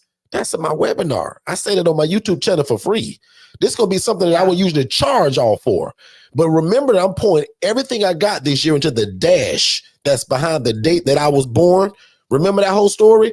So I'm just doing a lot this year, man. This would be one of those years. People can never say it about me, but 2025 would be a year for sure. People say, man, Derek gave everything he had away. Like, he gave so many sales, scholarships, free classes. Derek just gave it all. That's what I want to be remembered by in 2025. Yeah. So again, if you have not joined the free Facebook group, the ILF Academy, do that right now if you can multitask, because at the end of June, probably the last Wednesday in June, I'm going to pour into you guys. Okay. Shay, back on you. What you got? Because we are 1 hour and 32 minutes in. Let's take some questions, actually. Yeah. So we didn't take any questions today. We only kind of poured into y'all. This setting kind of allows us to do that, right? Notice that when I'm behind that computer screen, I got 1,000 slides and I talk all whatever. This is more just the pouring into, like, and even the 2 people that come in today, that let me know that we're on the right path. Like, y'all needed this. Right. Yeah. So we'll appreciate that. But right now, let's take the next 20 minutes or so. In fact, we'll even play a commercial real quick, Shay. And let's take the next 20 minutes answering any questions that they may have. Yeah. So go ahead and queue up your questions. Everybody's saying they love this information today. super cool. I don't even know how we got on this topic. Actually, it's because of the event we went to. Kind of sprung the idea to talk more about real estate and talk about the acquisition of a property to do exactly what this is that we do, which is the independent living facility model, coined here, trademarked here at Forston Consultants by me and this guy. Let's. And I will also encourage you guys to big shout out to Pace Morby, right? I've never met him. He don't know me. I don't know him. I got a feeling that that's going to change in the future, probably. So I've been following him for a while, and particularly in that subject to area. You need to just Google subject to Pace Morby. Go. Well, actually, go to YouTube because I want to drive you to him. There's a lot of people that teach it, but I'll admit that's not my game, and I'm good at telling you what I'm not good at. Guys, I don't do subject to. I want to learn it, but I'm telling you now, one of the best at it, and when it comes to creative financing, is Pace Morby. So I highly recommend that you guys YouTube him, check it out. He's got this other thing called the Gator Method, GATOR. It can change your life. So you guys need to find out what that is. And a lot of these people that we met in that Broward cohort group, they're good at that stuff. Very good at But remember why some people call Shay and I Mr. and Mrs. Exit Strategy, which means when you get this property, what will we do with it? Airbnb? Nope, that's dying down. Regular rentals? Not that exciting. You got to chase everybody for their rent. What about co-living, shared living, which also solves two problems? Problem one, you want to make a lot of money. This does that. Problem two, you want to solve affordable housing. This does that. Make sense, everybody? So again, if you forget everything Shay and I said today, man, remember that you guys can start your own independent living facility without owning the property. You can rent it or lease it. I just took 8 seconds ago to tell you that if you do want to buy property and be in ownership of it, consider subject to.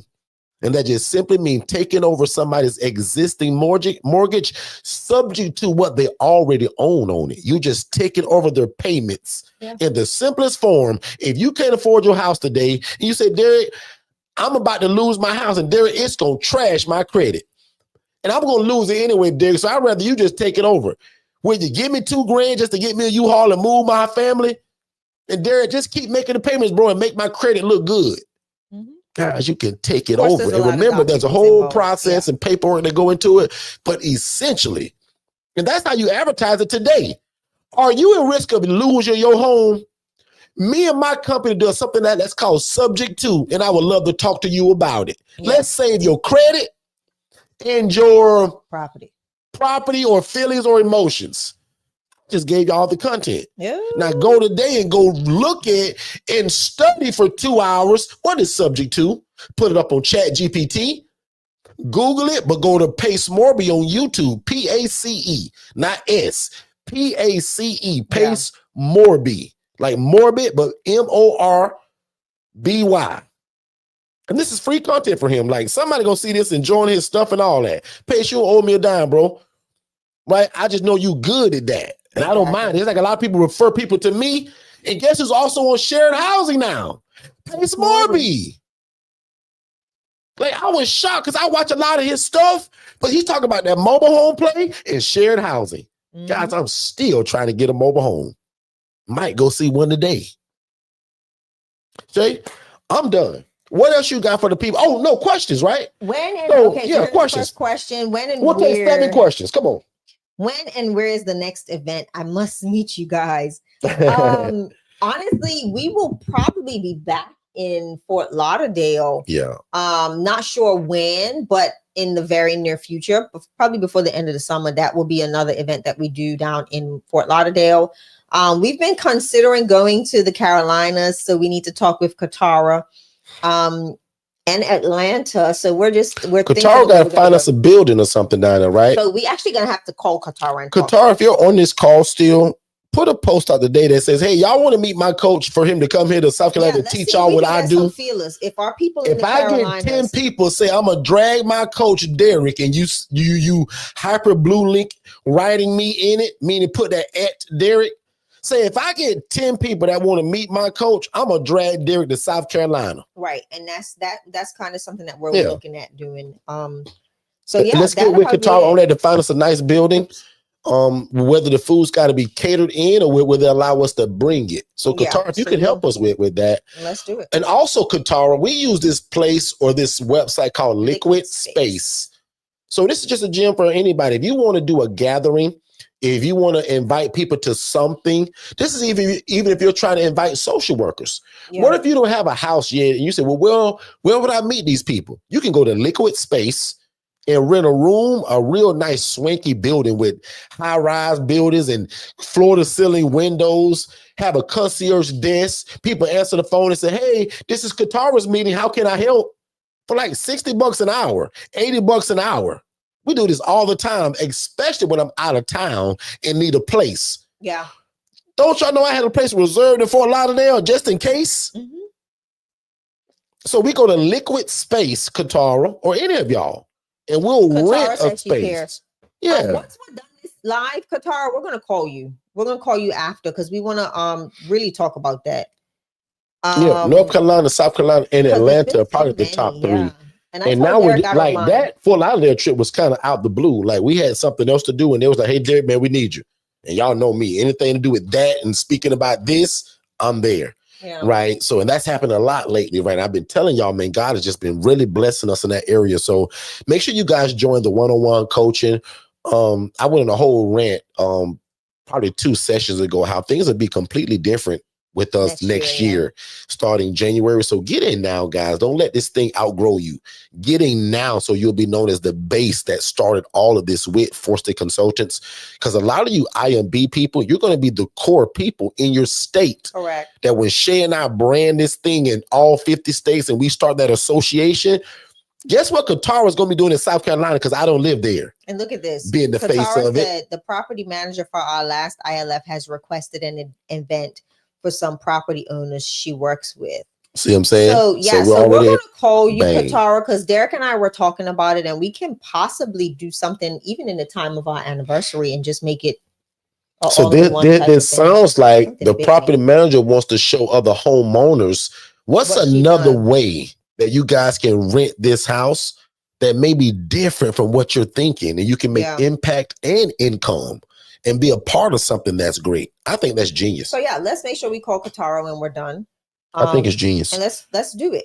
Cause Mom Forston, you know, she ready for another trip, Katara. We had such a good time. And also just by chance, is anybody here from that Fort Lauderdale event? Just shout me out in the chat and back on you, Shay. I just want to know if anybody's here from that event. Back on you, Shay. No, we had a great time in Fort Lauderdale. Looking forward to doing it in possibly South Carolina by the sounds of it. And then again, we'll be back in Fort Lauderdale. Not 100% sure when, but we're gonna be doing that. Maybe we'll start this thing called a one-day challenge, to where we just go to city and speak for one day and cool. Give it to them for 2 or 3 hours and be out. Yeah. So, and then hopefully those folks, because it's kind of like how we did in 2019. We went on that kind of. Well, no, that was. Yeah, because COVID stopped that tour. We were going city to city, state to state during that time during COVID, man, and it just shut it down. And I'll admit, that's what evolved into the YouTube channel. We were on a citywide tour, and when COVID came and kind of shut everything down, that's when we Houston. they're on the map. Yeah, they're on the map. So wherever we're invited to where there's going to be, you know, a lot of people, right? So if you guys were smart, especially you guys that are under my coaching, you guys can put a simple post out today, right? Because people know what y'all do, especially you guys that are active and you got a house and you doing it, and your friends are impressed by it. Like a Tara post today should say, hey guys, how many of y'all would like for me to drag my coach to South Carolina? Yeah, so he can show y'all what I do that changed me and Chris' life. I don't need but a couple people, y'all. Because once the social media starts and we put a date to it, game over. That's it. Right? Yeah. So we can definitely do that.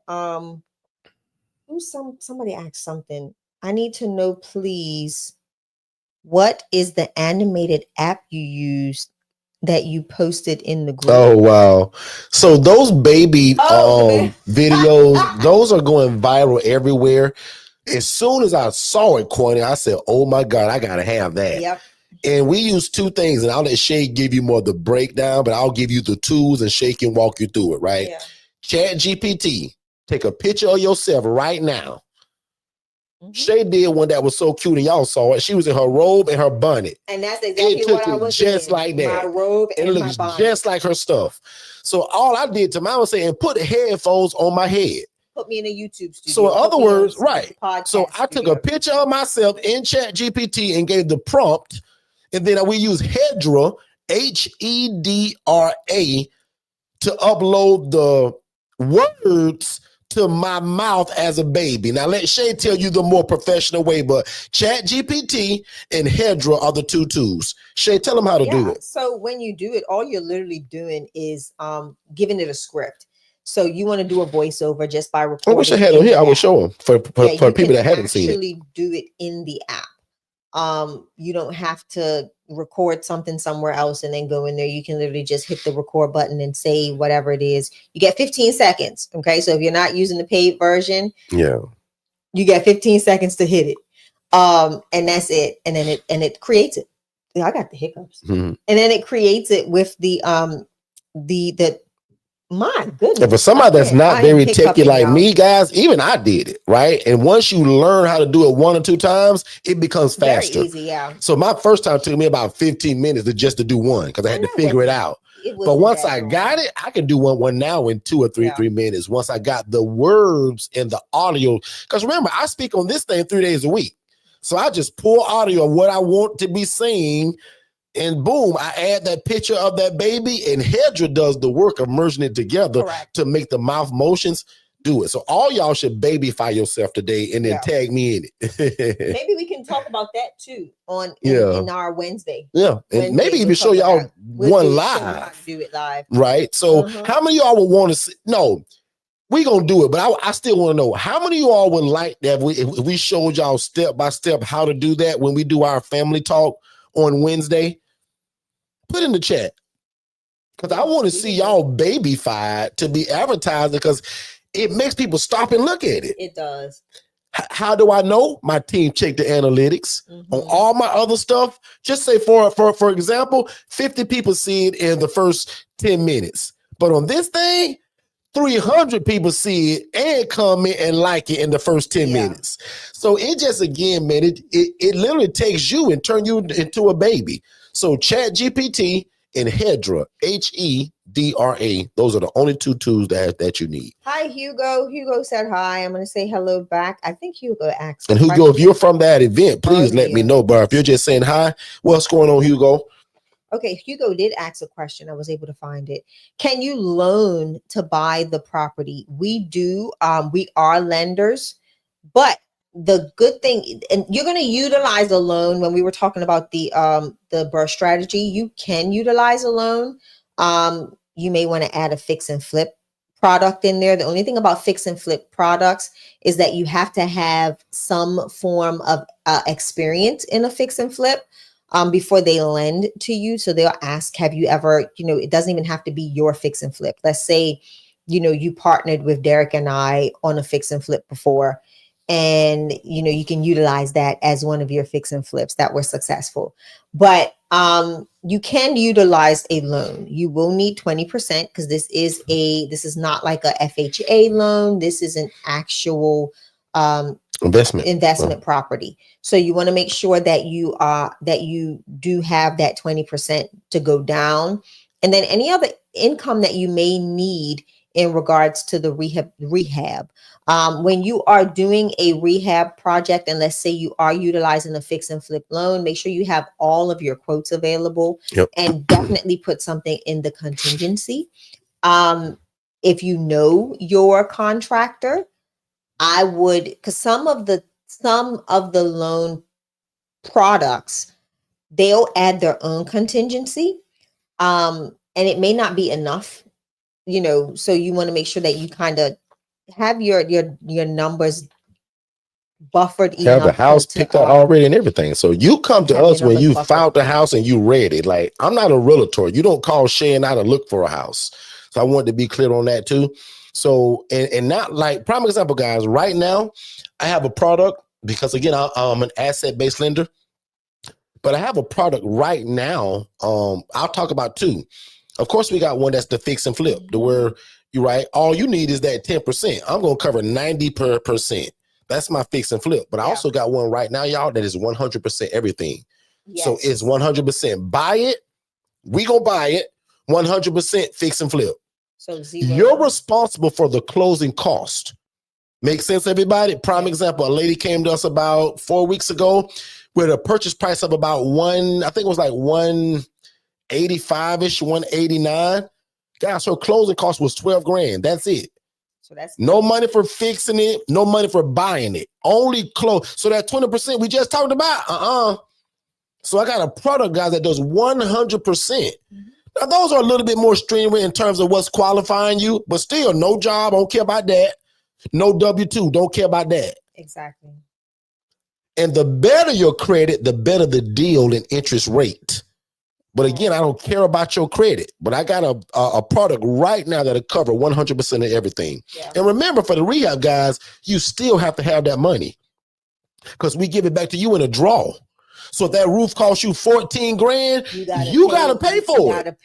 Hopefully with your business credit card though. Yeah. Don't use your money in your bank account. Hopefully you following my coaching and you got business credit.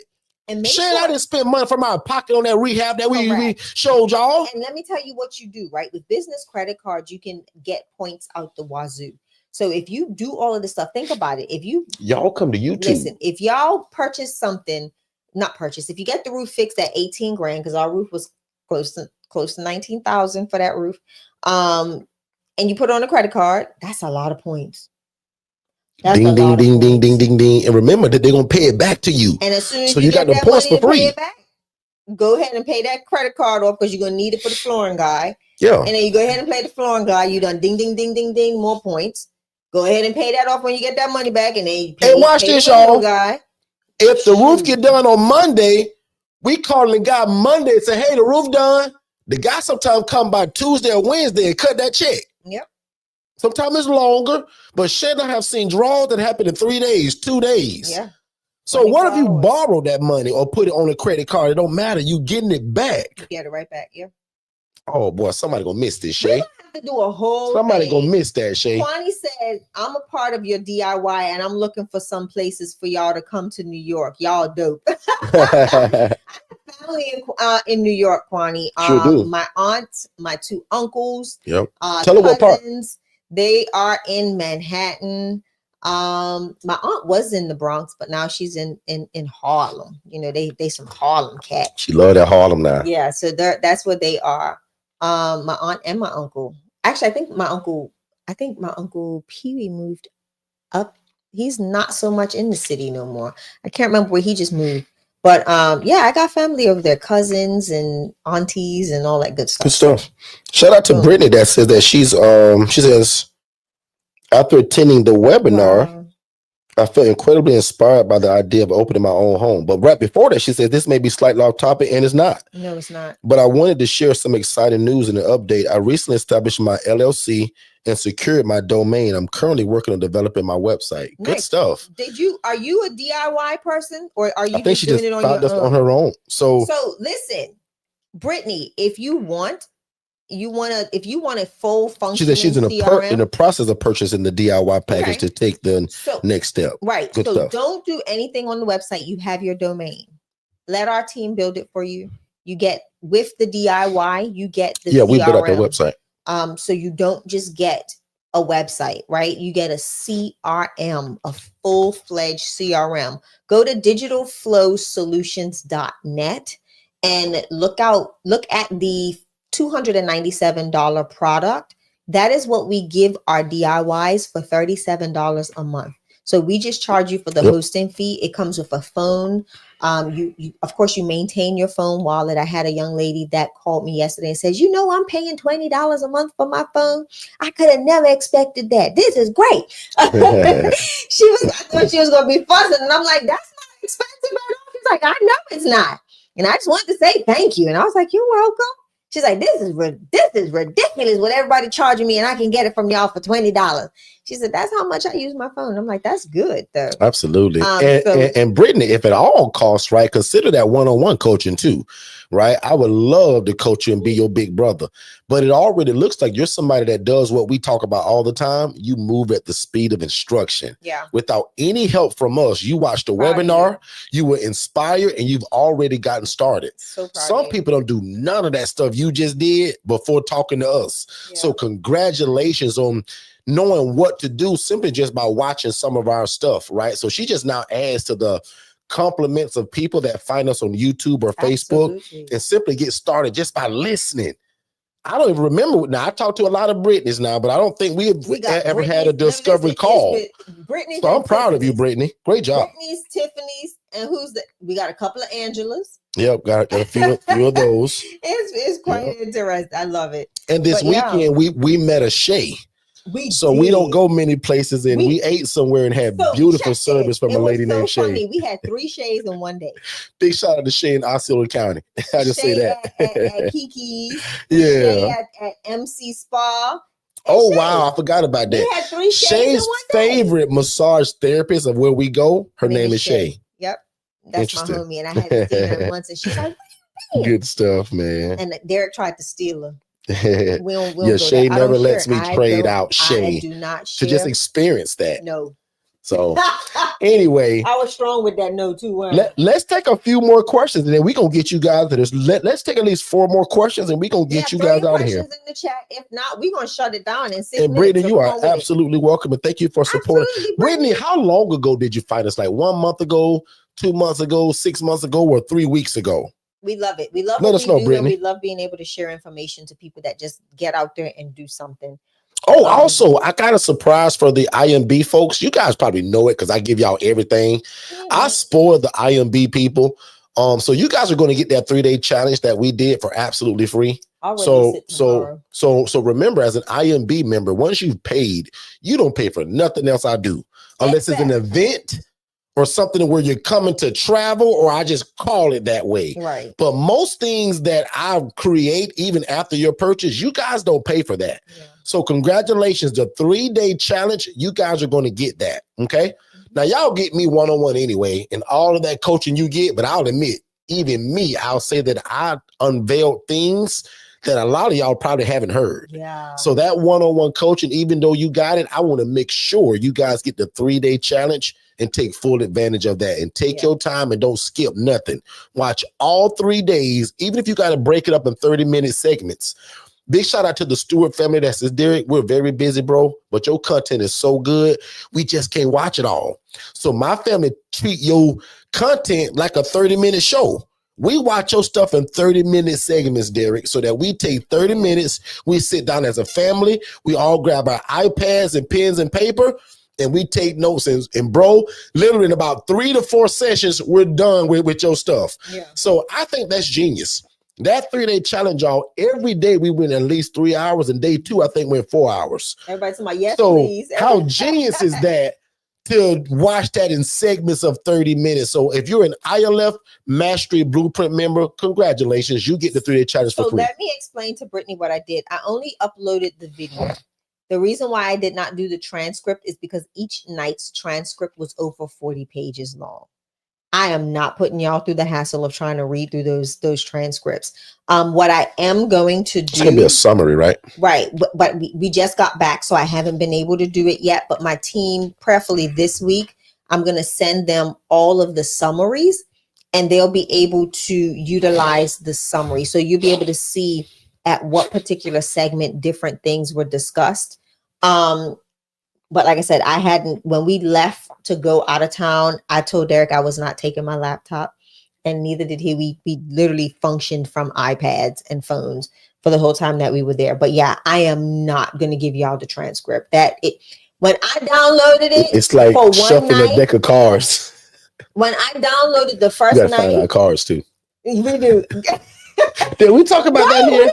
Finish that thought and let's go there. What I'm gonna do is I'm just gonna do a summary. I'm not gonna do the transcript. It is way too intense. I literally downloaded one and I was like, oh heck no.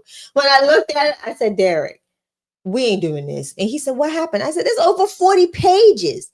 And it reads okay, but it will confuse Brittany you. Was there, Shay. So yeah. Brittany found us literally, she said, days before the 3-day challenge. So she's Brittany's new to laughing. us. And again, this is what Brittany's already somebody that I can tell would be a good coaching client. Yeah. She moves at the speed of instruction. Yeah. Hadn't even had a call with me longer than 30 minutes and already doing all of this stuff. And look at what she said too. Didn't miss a minute of it. It was amazing. It was fun. I pray that you guys were not distracted, because that was some good coaching, if I can say so myself. It was, because we talked about stuff that we don't like, man, not in that type of setting anyway. And we had great questions. And Chris summed the whole thing up at the end by what he said. And LaShonda was amazing. Like she was like they got to hear real live situations from an ILF family member that had just upgraded to ILF 101 to the IMB. Yep. And she had a client. It was so powerful, and she had a situation. So we were able to coach in real time on the last night, help her walk through her situation. And not only was it Derek and I, but she had me, you, Tiffany was there that night, because that was night 3, right? That was in the room that night, and we were all able to bounce. All nights were good, guys, and I couldn't even choose which one was the best, because I'll be doing either day a disservice. You can flip a coin and almost pick which day. Like, call me a liar. If you joined that 3-day challenge, call me a liar if I'm not telling the truth right now, that you can literally flip a coin. And I know it's only 2 sides to a coin. It was 3 nights. So somebody going to lose anyway. It's hard to choose, because each night, just in case if you missed it, I brought in a speaker, because you guys hear me all the time. There's one thing from hearing the guy or the lady that invented the thing, but it was nothing like talking to people that have learned from those people, and they now do it and are successful at it. Night 1 was Angela Brooks. Night 2 was Katara Johnson. Night 3 was Tiffany Walker. And again, guys, you can flip a coin, man, and it's hard to say in terms of the information and the impact. Sometimes it's just information, Shay. This was also impact, because each lady, unbeknownst to us, got super vulnerable and told their stories that we didn't even know about. Listen. So I was like, just like y'all were. And I think it changed lives that night. All 3 nights, I think it changed lives. It changed my life. Yeah. What we are going to do, and we'll be announcing dates. Ooh, Shoshana said good. They got that good in the 3-day challenge. What we are going to do, we are going to do another 3-day challenge. And the reason being is because the way we set up this one, we're gonna do another one. Just put it that way. We need it for better content purposes, and most likely we'll use this setup to educate from this setup. And it is gonna look a little different. Yeah, for resale purposes and all that good stuff. So that's another thing we're gonna talk about too, to our ILF family members.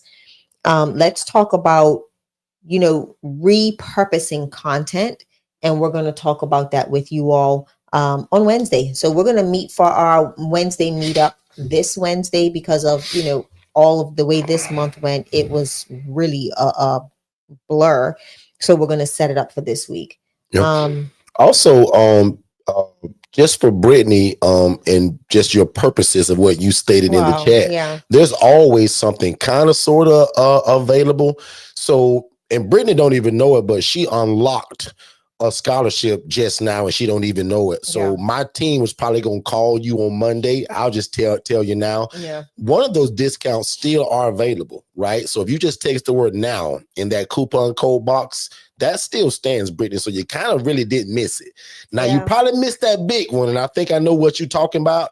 But because you just unlocked something that my team would have called you, and I can't even tell you, Brittany, what you did, because I don't want to spill your secret. But you just unlocked something that my team was going to call you for. But I'll just tell you, if you text the word, if you put the word now in that coupon code box and checkout, you're still privy to that. Okay, Shay? What I'm going to say is this: closed mouths never get fed. With us, I think if if we know and we see that you're working hard at doing things, Force Consultants will find a way. So just know that. But and also, Brittany, remind me now, because I talk to a lot of, like, I'm not joking. I talk to at least 1 or 2 Brittany's every 2 weeks, every 14 days. Brittany's, Tiffany's, Angela's. Brenda is another new one that I'm getting a lot of Brendas. And then the because I don't get a lot of calls from guys, but the Johns and the Steves outweigh a lot. So now, Brittany, remind me, did you and I have a discovery call, which is free to you? Remind me of that, Brittany. Because if we didn't, you're still owed that. Now, if we've had it, then that's a little different. But if you haven't, we still get a call.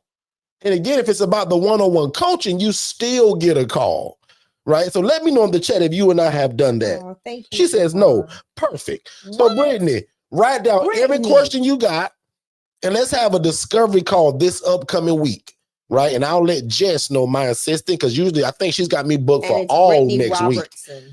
I'll tell Jess that Brittany Robertson will be calling you, or they may just send it to you in terms of that link to book it. Wow, Brittany said she had no clue. Yeah, but I'll tell my oh, yeah, absolutely, Brittany. So hopefully, Brittany, you watched our webinar, which I think you did. You came to the challenge. So you get the call either way, right? But Jess will probably send you that webinar. It's just going to be a bunch of more information that was in addition to what you saw. But you absolutely get that call, Brittany, and it's free, okay? It's a 14. It's a 15-minute discovery call, which usually goes over every time because I like to run my big mouth and make sure I'm giving value. But yes, Brittany, you get that. Okay. All right. So let's do it, Derek. We were supposed to share something. So and I wish you would have had the pictures almost. I have the video though. Could you show it? No. Okay. Well, that's what I mean. Like if you had the pictures on the slide. I can, because remember we did that whole video. So our thing is whenever we travel now that one you can share. Okay. Right. So I'm talking about I'm gonna put it in the group. The group. Okay, perfect. In the group. We had the amazing opportunity to go to a speakeasy while we were in Las Olas. So start with the hotel, maybe, because that'll help. So first and foremost, if you have never stayed at a Hyatt-centric hotel, do it. It's amazing. The people were phenomenal. We went to the Hyatt. We stayed at the Hyatt-centric Las Olas in Fort Lauderdale. They're known for something really cool, and that is room 901. Mm-hmm. So room 901 is literally a hotel room that was the worst hotel room in the whole hotel. Every room has an amazing view, and the story behind it is impeccable. Mm-hmm. Every time they rented room 901, within 5 minutes, the person that they rented the room to literally went back downstairs and complained about the room.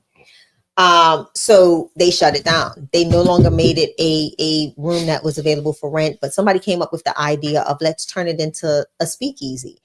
So it's literally like a 1920s styled speakeasy. It only has 6 tables. Only 6 tables. So you want to be mindful that you have to make reservations. Like you got to make reservations well in advance. Your phone's about to die.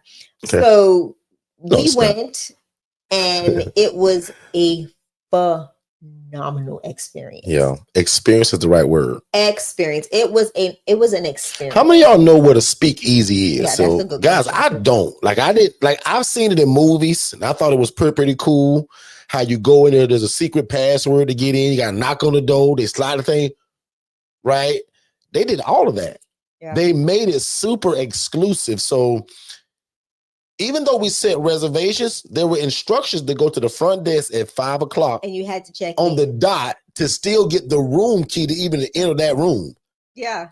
Like, then I guess I can tell my code word now because they can't use it today. I don't know if I'm sure they change it every time. I'm sure. Anyway, my code word, which they text to you, and they use the automation, which we talk about every Tuesday. My code word was juicy joint. So when we went and checked in and got this black card, you go to the 9th floor. Our room was actually on the 10th floor. Shout out to room 1016. Yeah. So one floor down is the speakeasy. And as soon as you beam the door to open, just like all the other doors do, it's dark and there's a curtain that come across. Right. You slide the curtains and it just opens up to a whole new world of this room that, again, only 6 tables are in. It seats 12 people. Lucky for us, guys, we got the last reservation at 5 p.m. Yeah. So they do it at 5, 7:30, and 9:30. Both of those were sold out. Luckily, we got the 5 o'clock. 9:45 because remember it's 2 hours. So it's a 2-hour experience. Yeah, it's 2 hours. It a 2-hour experience. Yep. You go in. It's manned by the bartender who is like your MD for the night. Yeah. The MC for the night. He's in that typical 1920s type of garb. He's got a Kango hat on, and the whole vibe is dark, soft music, not anything blaring. Right. So he's a mixologist. So he's like, the drinks are very unique. Yeah. Crazy names. But he'll make stuff on the fly. But it's ultimately it's a very intimate encounter. Yeah. So if you want to go with a loved one, speakeasies are like secret clubs. So for those that are asking, they're like secret clubs for like secret bars, in other words. And sometimes on TV, you'll see people doing poetry or like soft music. Correct. So, and again, I've only seen this on TV or the movies, and usually they'll have a theme of a 1920s theme. Right. So the whole, like, even the room, the ceiling, all of that Everything was amazing. And trust me, guys, Shay and I done ate at some really nice places, 5-star, but I'll admit, man, the food experience at this place, absolutely. It was amazing, y'all. I want to go. Listen, the food, Shay gonna show the video too. I'm gonna upload it to you all in the group. Actually, and Shay, what's the word you use for when they give you those small servings? Because they want you to order lots of things. Tapas style. So it's tapas style. So you order off of the menu, and it's crazy because everybody's food comes up at the same time. So the way they orchestrate this, it is amazing. We had lamb. Angela said, I love speakeasies, especially for the poetry. But Angela, this was not. It was all music. Like Derek and I sat down. I have a question for Angela because I don't know. Angela, in your speakeasy you went to, was it also food? Now, Shay, go ahead. I want to ask that. But the experience was amazing. The food was phenomenal. Like the food. Shay is a lamb fanatic. Shay, can you talk about how you enjoyed the lamb and what level the lamb was on? Can I tell you, I enjoyed like nothing outweighed. So talk about the Wagyu and the mac and cheese. Just talk about that lamb for 2 seconds, because it's always good. That lamb. You say we're going back tomorrow? Can we? Lord have mercy. I'll drive down there just for that. And no insult to anybody that ever ate your mac and cheese. Y'all including my mom. My mom's make the best mac and cheese in the world until I went to this place. Lord have mercy. Truffle mac and cheese. And I'm also somebody, Shay, just for other people to know, I just started eating mac and cheese, y'all, probably about 8 years ago.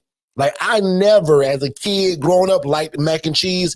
I'd say probably 7 to 8 years ago, I tried it one day, like, oh my God, this is good. And it was my mom's, which I think is the best.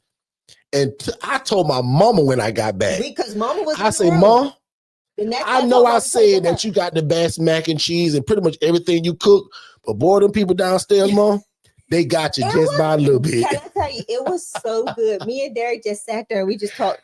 That's hard to say when you can tell somebody, boy, it's better than your mama cooking. Yeah. Lord have mercy. Listen. Angela said yes, tapas style food.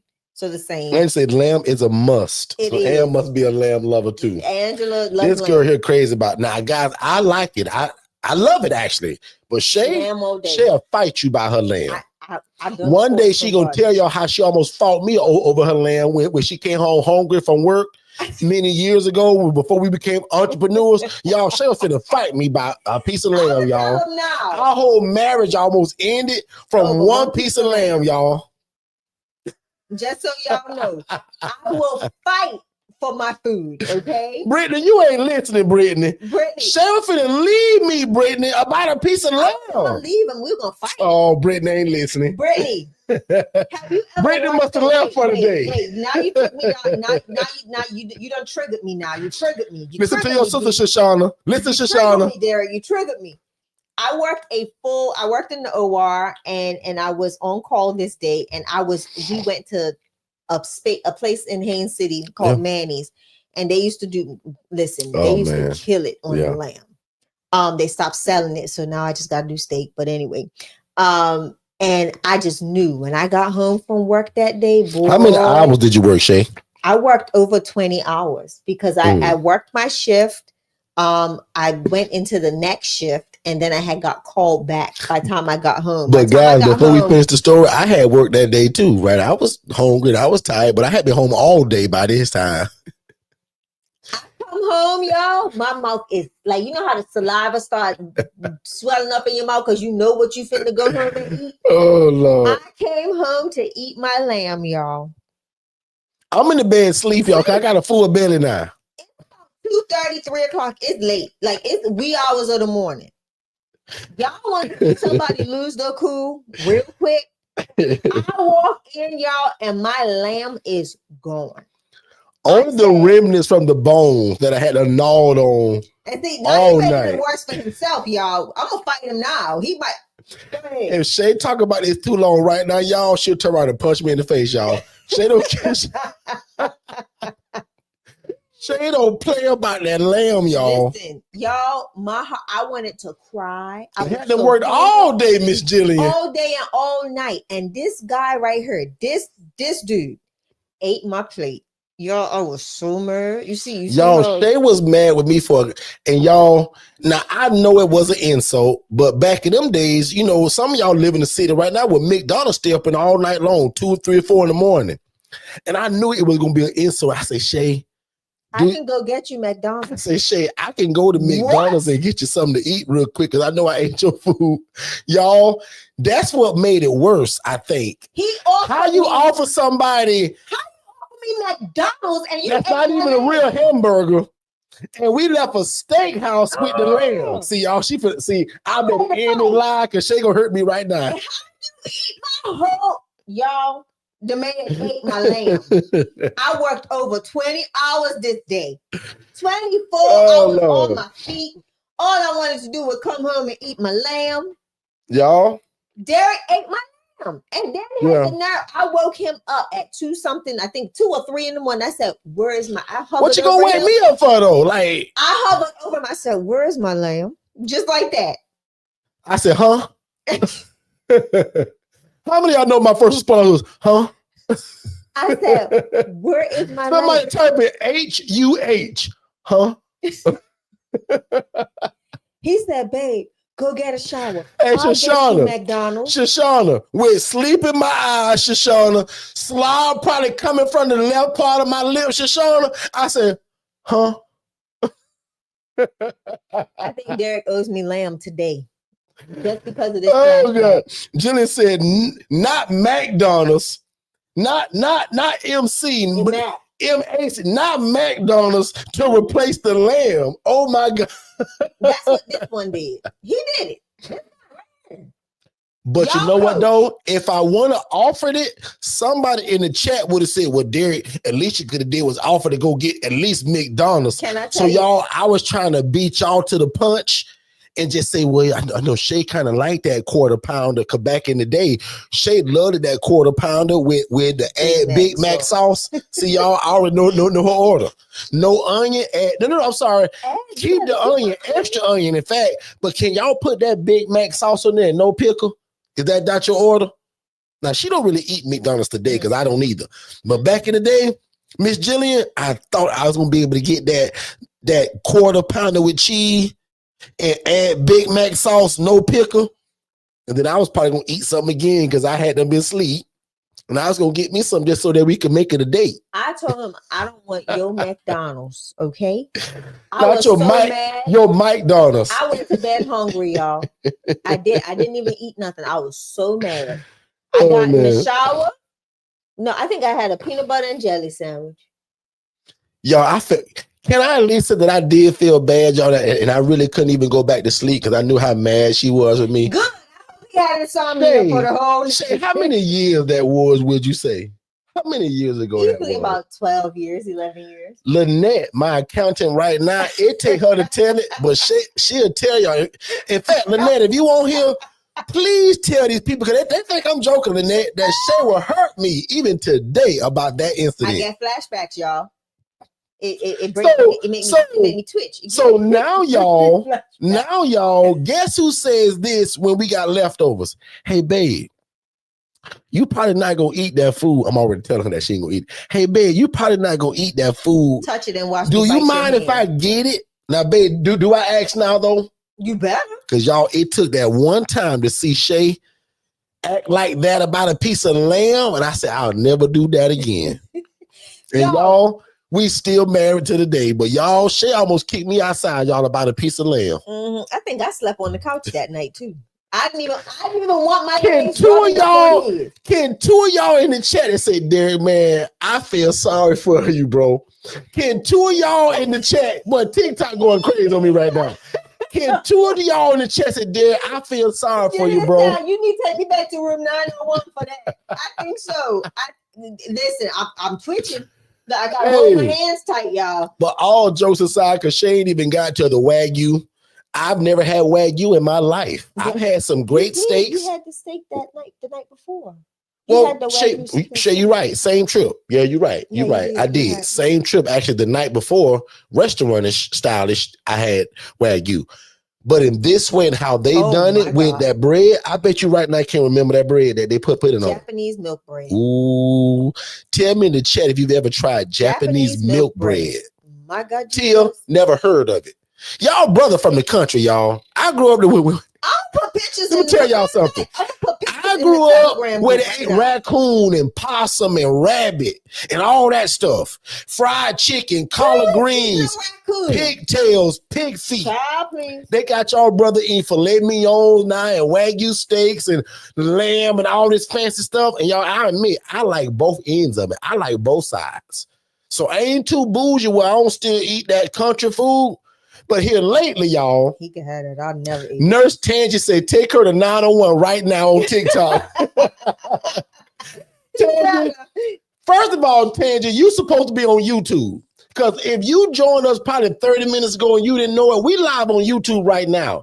I just keep TikTok going for the people that miss it. So Tangy, on our last 5 minutes, come on over here to YouTube and see the rest of the family. But Tangy, I tell you this, I promise you, that won't be the last time I go to room 901. 901 is amazing. And I'll tell you right now, if you guys go to Hyatt Centric, and first of all, guys, not trying to be funny and not trying to downplay the Ritz-Carlton or anything, most of those hotels in the area, y'all have been there so long, they're not updated. They're dated.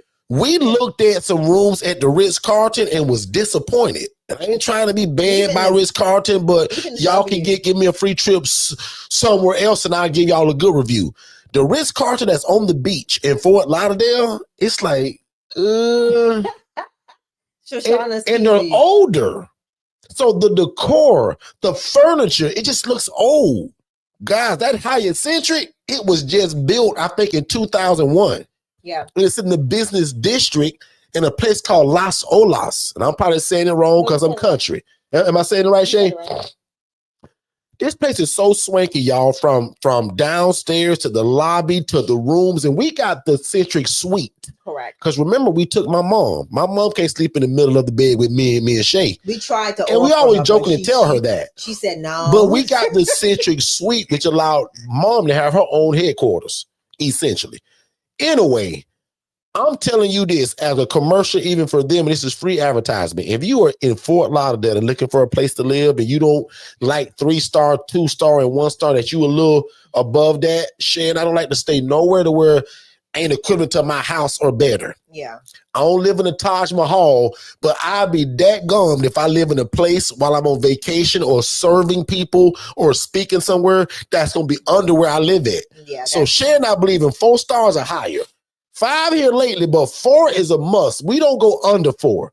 But if you're in Fort Lauderdale, I highly recommend the Hyatt Centric in Las Olas. The address is 100 Las Olas. Is it north? And I'll be honest, the way the people advertise it and talk about this area, it's like the Beverly Hills of California, but in Fort Lauderdale. Yeah. So a really rich area. But forget about that.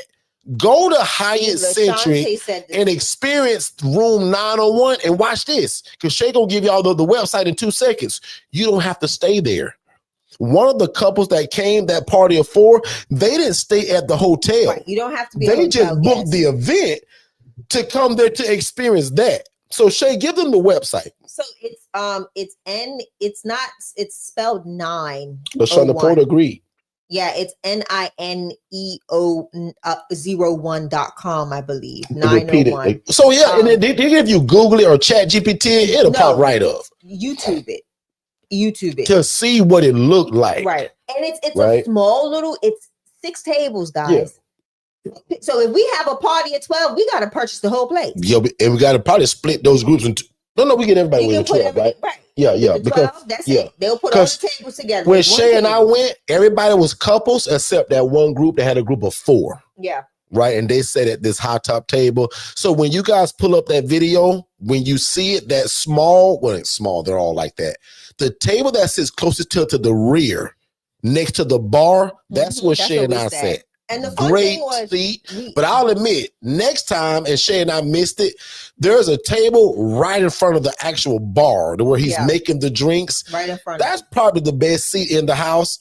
But even the one that other couple was at was another great seat. There's no bad seat. There's no bad seats in it, really. So Nurse Taylor said, "Let me get my laptop."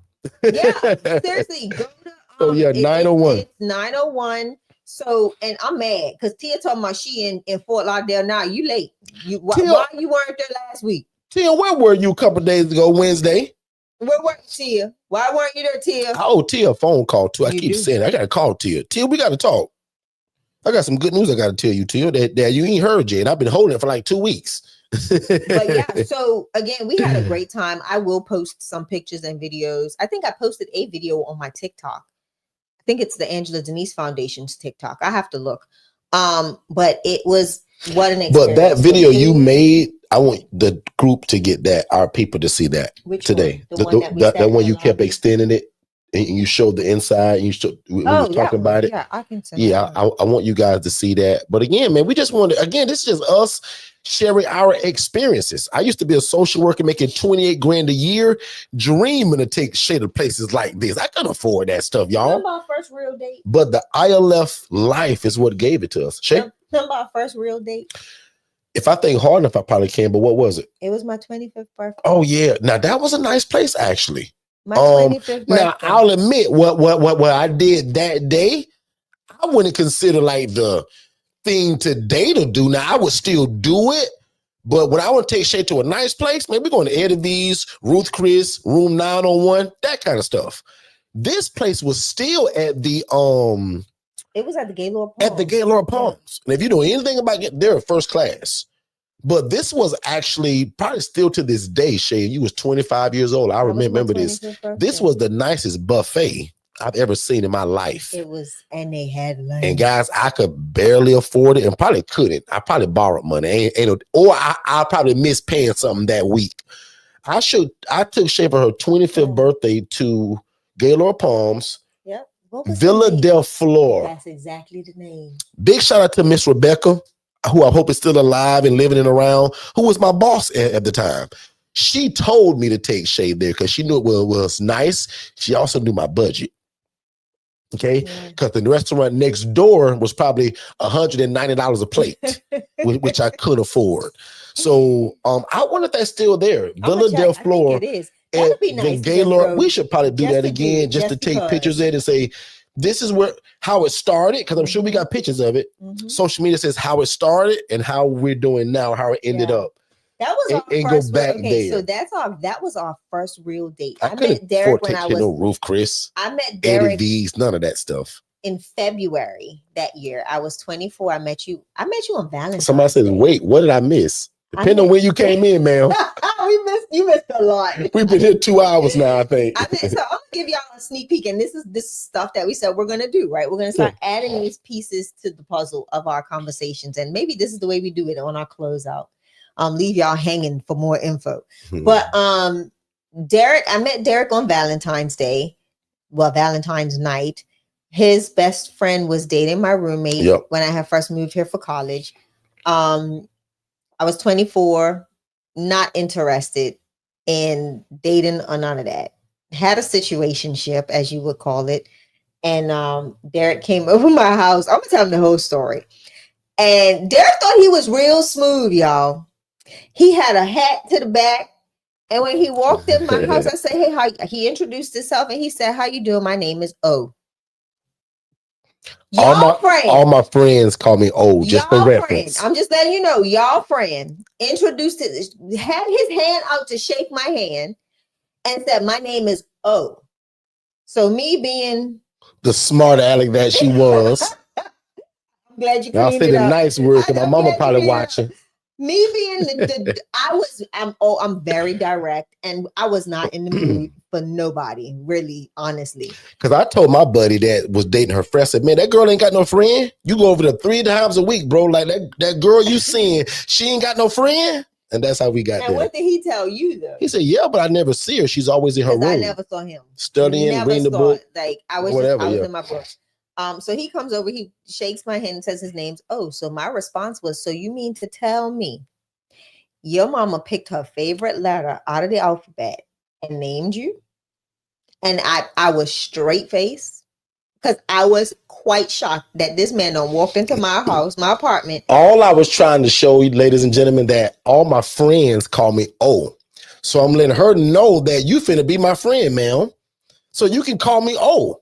We'll get to Derek later when we get to meet each other. And if you find out you like me, then you get my real name. For now, you get what my friends call me. So I'm considering you a friend today. I don't know if you JJ Walker. Was I wrong for that, ladies? 98% of women are here. Well, was I wrong for that? Or should I say my name is Derek?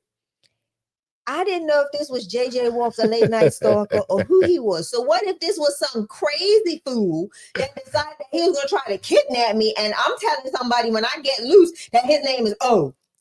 Oh, really? That's a good point, Shay. Oh, really? That is not what's on your license, sir. Cassandra said, not the alias. Cassandra, I tried to give her that nickname, Cassandra. He gave me full-blown alias. Like, missed me with that 100%. What Derek did not know is that, see, Derek's the youngest. I'm the second oldest. I hung around my uncles and my older brother. We don't play those games. I'm the guy's girl, right? So my best friend was my oldest brother. So I know all the tricks of the trade. Miss me with that.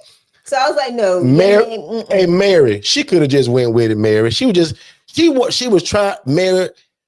What I think, Mary, is that she was immediately attracted to me. Same thing, no. Mary, I think she was immediately attracted to me and she didn't want to show it. So she tried to play tough, y'all. Talking about, did your mama just name you the favorite letter in the alphabet? I think that was a defense, Big Mary. And she was trying to play it off, Mary. But she was feeling your boy and didn't really want to know how to say it. Because if she tell the truth right now, she gonna tell y'all that she thought that I was attractive. I thought he was very handsome. Tell the truth and shame the devil, y'all. I'm gonna tell the very truth. See, she holding my hand now, y'all. See? There you go. Turn my hand loose. Tell the story. I'm gonna tell the very truth. Listen, this is when Skype was a thing, and I had my mama on the computer in my room on Skype, and she told me what he looked like. I miss her so much. To my girl. I said, he's not bad to look at. She said, so what you think? I said, Mom, he coming here with his hat cocked back to the back, and he thinks his all that in a bag of chips. I said, we ain't doing none of this, okay, Ange? I said, no. I said, you already know what I see, player. Literally, that's the first thing I said. This dude is, I thought Derek was a hoe. I was like, not doing it, not interested. We can hang out, have a nice time, and then guess who's going back in her room? And here we are 13 years later. You're right. In my bedroom, and I'm going to study. Just what I'm here for. I'm not here for no man. I'm here to study these books. Watch this, though. Educated. Watch this, though, y'all. Shay is the reason today I don't like Boston Market. Y'all know that food place that sell chicken and mashed potatoes and green beans called Boston Market? Shay is the reason today I don't like it. We went there on that Valentine's Day. We didn't go there. We had it at the house. Her and her friend had it. That was my friend's idea. And when we came over, that was there. I didn't like that food. And I don't know because I was just kind of nervous or excited, but to this day, I don't like Boston Market. You ain't got to worry about it because they ain't none open no more. Anyway. They shut down over here. They shut them down. Anyway. So I picked her for that for years, that if I came over that she should have maybe cooked something instead of going and get Boston Market. I didn't want to meet him. What part of this does he not understand? And I was not interested. Hey, y'all, and Shay, right? She was tricked into this whole thing. Tell them about how your friend took your phone and sent that whole thing. So y'all are really in the after. We ain't gonna give y'all all of this because we about 3 hours in today, but we gonna give y'all enough to tease y'all. We're gonna give you enough to tease you so you come back. So this is what we're gonna be doing is giving you the after party. This is how we get along. This is why we have such a great relationship. We are truly best friends. So Derek leaves my house. The friend, I guess. Quanta said, not a hoe. That's right, Quanta. That's what I'm thinking. Like, wow. No, he came in too. You know how some people. I was a hot mess, though, y'all. I will admit, y'all, I was a mess. Derek came in the house just. It was too much too quick, too much too fast, bro. Like, can I give y'all an example though, without being funny? Go ahead. Just like with my coaching, I'm very sure of myself. That's what Shay saw. She saw somebody that was sure of themselves and that didn't have a problem showing it. And immediately when I saw her, even though she had on sweatpants, glasses, I was immediately attracted to her too. Guess what I got on now, y'all? Sweatpants. She had on t-shirt and a sweatpants, glasses, and her long straight hair that I'm still in love with to this day. And my women gonna help me with this, y'all. Shay won't straighten her hair, y'all, the way that I love it more than I would love her to. So Miss Jillian, Katara, Tia, and Angela, if y'all can help me every now and again when we go live, say, hey, Shay, can you straighten your hair? Because that's the way Derek love it. Corny, I love Shay hair straightened. Because that's the first thing turned me on about her was her hair and her accent. Shay is from Bermuda. She don't sound like none of the black women I've ever met in my life. So when she started talking, I was like, oh my God, I want this girl. Simply from her talk and what she looked like, which from day one was kind of nerdy, but her hair, and I thought she was attractive and pretty the first day I saw her. She'll say she didn't think that about me, but yeah, she did. I thought that was very attractive. I'm gonna be honest. I told you that. Good looks will kill you, though. Literally, good looks will get people in trouble. So I'm not even getting involved in all that. You see all these comments? Put them up across the screen. But ultimately, Derek hung out, right? And this is where it got even better, you guys. Michelle said, "O means for smooth operator." If that's Michelle, our Michelle from Fort Lauderdale and Clubhouse, shout out, sis. Listen, so let me tell you what he did, you guys. I'm gonna tell you what he did. So we hung out for the whole night. We just sat down and talked. They thought we were lying about Bermuda. And anytime I keep a book, especially when I first left Bermuda to come over here to school. I have a tourist book that I think my aunt brought for me. And she's like, keep this on your dining room table, because people always have questions about Bermuda. So I'm like, all right, cool. Smart idea. So they're looking through the book and talking about, the water ain't this blue. The sand ain't that pink. And that's debunk where we're coming from. So we get into heated fellowship. All four of us. We are just going in. But we had a great time. So now it's getting late. So I'm like, all right, I'm getting tired. I got to go. Right? Not the yawn, LaShonda. I didn't yawn, y'all. I'm being funny. But no, so then we decide it's time to wrap it up. So Derek's like, call me one day. I was like, this fool asking me to call me. I don't have his phone number and I do not plan on calling. No. This is nothing but trouble, and I'm not interested. No. I was like, I'm gonna keep my sanity and my legs closed and crossed. Okay, no. So Derek, who said smooth operator? Put that one. I'm Michelle, your friend. The whole time he's like, yeah, I got businesses. Listen. But remember, this is how you got to that. So Derek was like, yeah, see, this is my business card. This is the business y'all are always, the guy that I was trying to present to her then is the guy y'all see today. But look how she telling you a funny story, but I was living this thing, y'all. That business card. And it was two-sided, okay? Come on, y'all. Two businesses on one card. Come on, y'all. See, y'all don't know nothing about my business where I sold bathroom rugs, bathroom toilet paper holders, bathroom toothpaste holders, all your accessories for your bathroom. I sold that stuff, y'all. and detail cars. Other side, I'll come detail your car.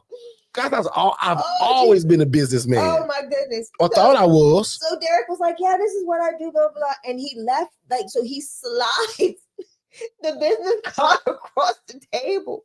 And he was like, call me sometime. I said, oh. He said, this boy got a business card. I got to get away from this guy. Business card. You know how she do me, y'all. See, that's why we gotta do this much. Cause see, y'all that see us on YouTube just talking, y'all have no clue how this started.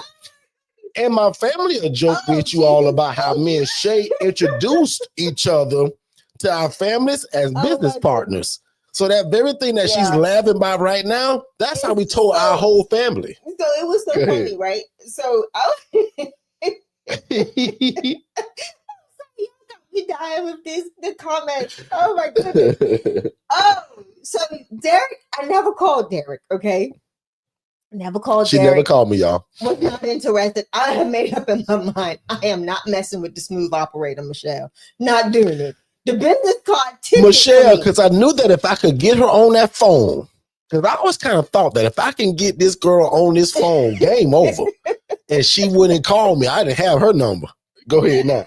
Listen, y'all. He pulled up the business card. He was like, call me one day. And this is what, okay, Derek never called me Shay. When he met me, it was Miss Shay. And I was like, can you please stop? I'm probably younger than you. And you making me feel like an old lady. I ain't even 25 yet. Like, please stop, sir. Just hold the phone. So he gets ready to leave. And he's like, don't forget, call me. And I was like, what?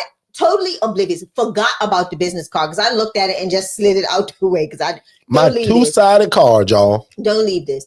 So weeks go by, didn't call. His friends, now the friend know, like the friend's always at the house. And I'm like, bro, like, can you go home? Like, do you not have another ulterior thing to do? So he's always coming in. So he'll come and he'll knock on my door and he'll be like, you called my friend yet? And then he'll walk right back out of my room. I'm like, no, I told you, I'm not calling your friend. Because I'm telling him, hey, dog, when you go tonight, man, tell that girl, like, what's up? Like, I ain't trying to get married tomorrow, but let's, like, hang out. She seemed, I mean, no, your girl cool, so she got to be cool. No. Shay was like, not interested. So how did Derek, how did we get her? So one night, it was a whole bunch of us from Bermuda that lived like across in different apartment complexes. So we were at one apartment complex and it was a group of other Bermudians that we all went to high school together and ended up just, none of us knew we were all in Orlando until one night we were at a reggae club and bumped into each other. And it became Sundays was like family day with us. We would cook, hang out, just have pool parties. We would do everything together. And this one night we were going out, it was a Friday night. And I guess my roommate invited your friend Steve. Yep. And I'm in the bathroom. I'm pre-gaming. I'm having a blast. I'm dancing. I'm getting ready to go out to the club. And Di comes in my room. My roommate, her name's Diane. She says, "Can I use your phone?" Now Steve's at my house. Derek's friend is at the house. They're in the other room. She grabs my phone, and all I hear is like two kids in the background just giggling and laughing. I'm like, what is wrong with these two idiots?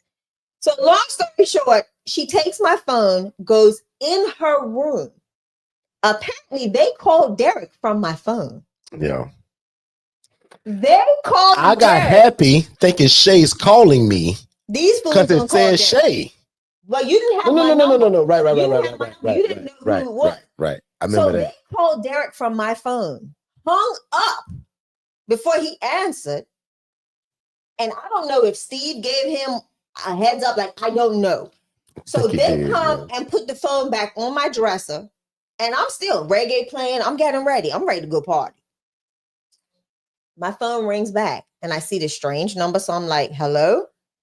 And the person's like, hello. And I'm like, hello. And he's like, who's this? I was like, you just called me. Who is this? And then he's like, no, who is this? And then when he said something else, I said, oh my God. I'm gonna kill you. And he was like, Miss Shay. I said, the infamous. What's going on, Miss Shay? And the infamous, oh, and he's talking about, I heard y'all going out tonight. I said, well, I don't know who told you that. She was fighting Miss Porter. She was fighting it. Twist, and that's how Derek got my phone number. And Derek, you do not have your laptop plugged in. So guess what? It's not. It is. Unless that extension ain't working. It's plugged in. Put it on the bottom one. Let me see. Hold on. Yeah. But yeah, it was. You just had a thingy that came up that said something about battery. This is all the way through. Oh, my bad, dog. Shay must don't have her glasses on today because that thing's showing a full battery. That was the plot twist. And to be honest, guys, from that night, we talked every day. Every day. Every day. Even if it was, and it was just like, and it was nothing relational. It was nothing sexual. It was just a true, like, Shay was real friends for a long time. Friendship. In fact, next time we're gonna tell you guys how we were so friends that Shay tried to hook me with other girls while we were friends. I did, y'all. Right? So, and we called ourselves kind of liking each other, but Shay was so, and Miss Porter, I think this was also her tough part, but she's also was so game, and this is why I fell in love with her. What girl will you be with that I can go and chill with her, talk to her? Guys, I was talking to her about girls. Yeah. It didn't bother me. Trips that I was going. How many of y'all remember the Miami Memorial Day weekends? I told y'all it was the O for me. Guys, me and my crew, before God changed my life, I was a mess, y'all. And I was at Memorial Weekend every year. That was a big thing. Yeah.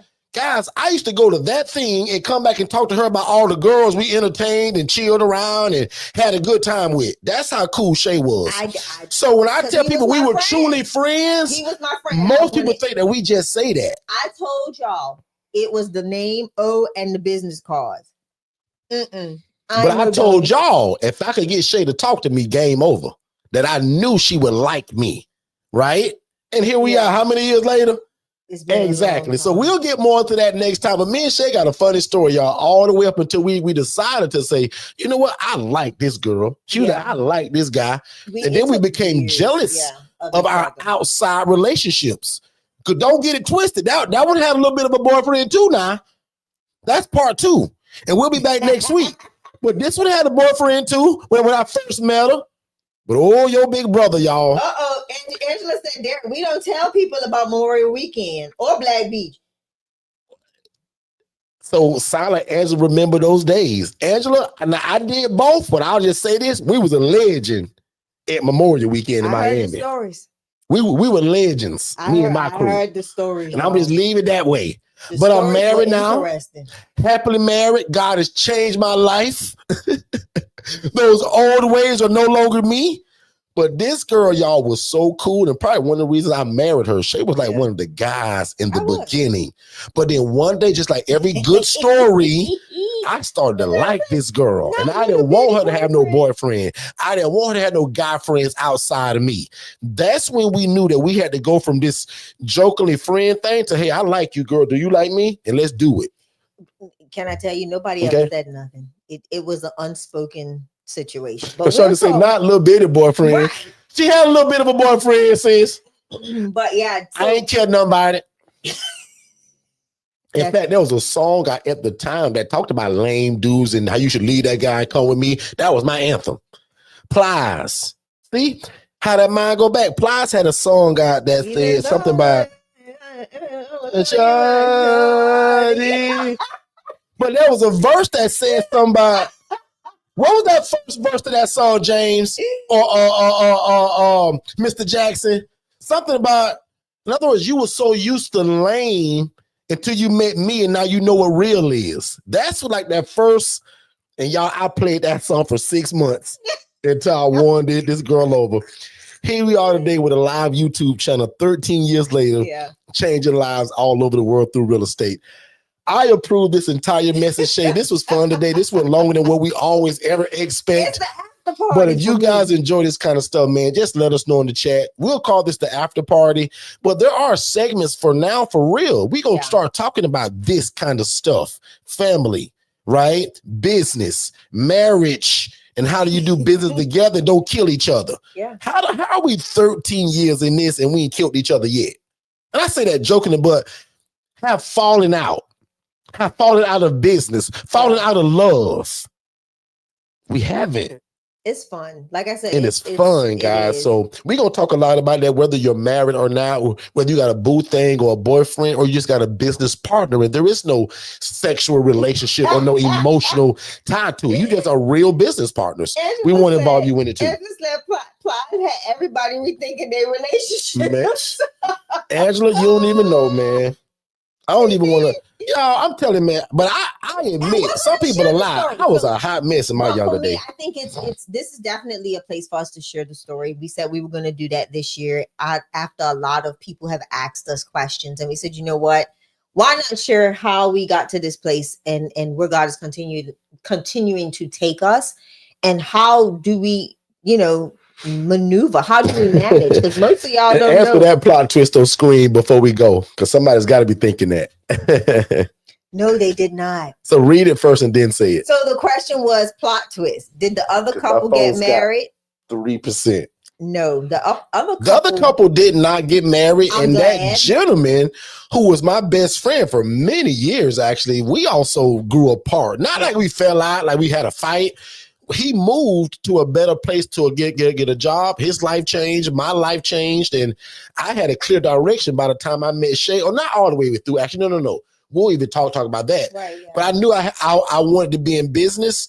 And when I met Shay, man, again, she was just such a great friend to me. She was also very, very smart. So I prayed my whole life to marry a lady that was 10 times smarter than me.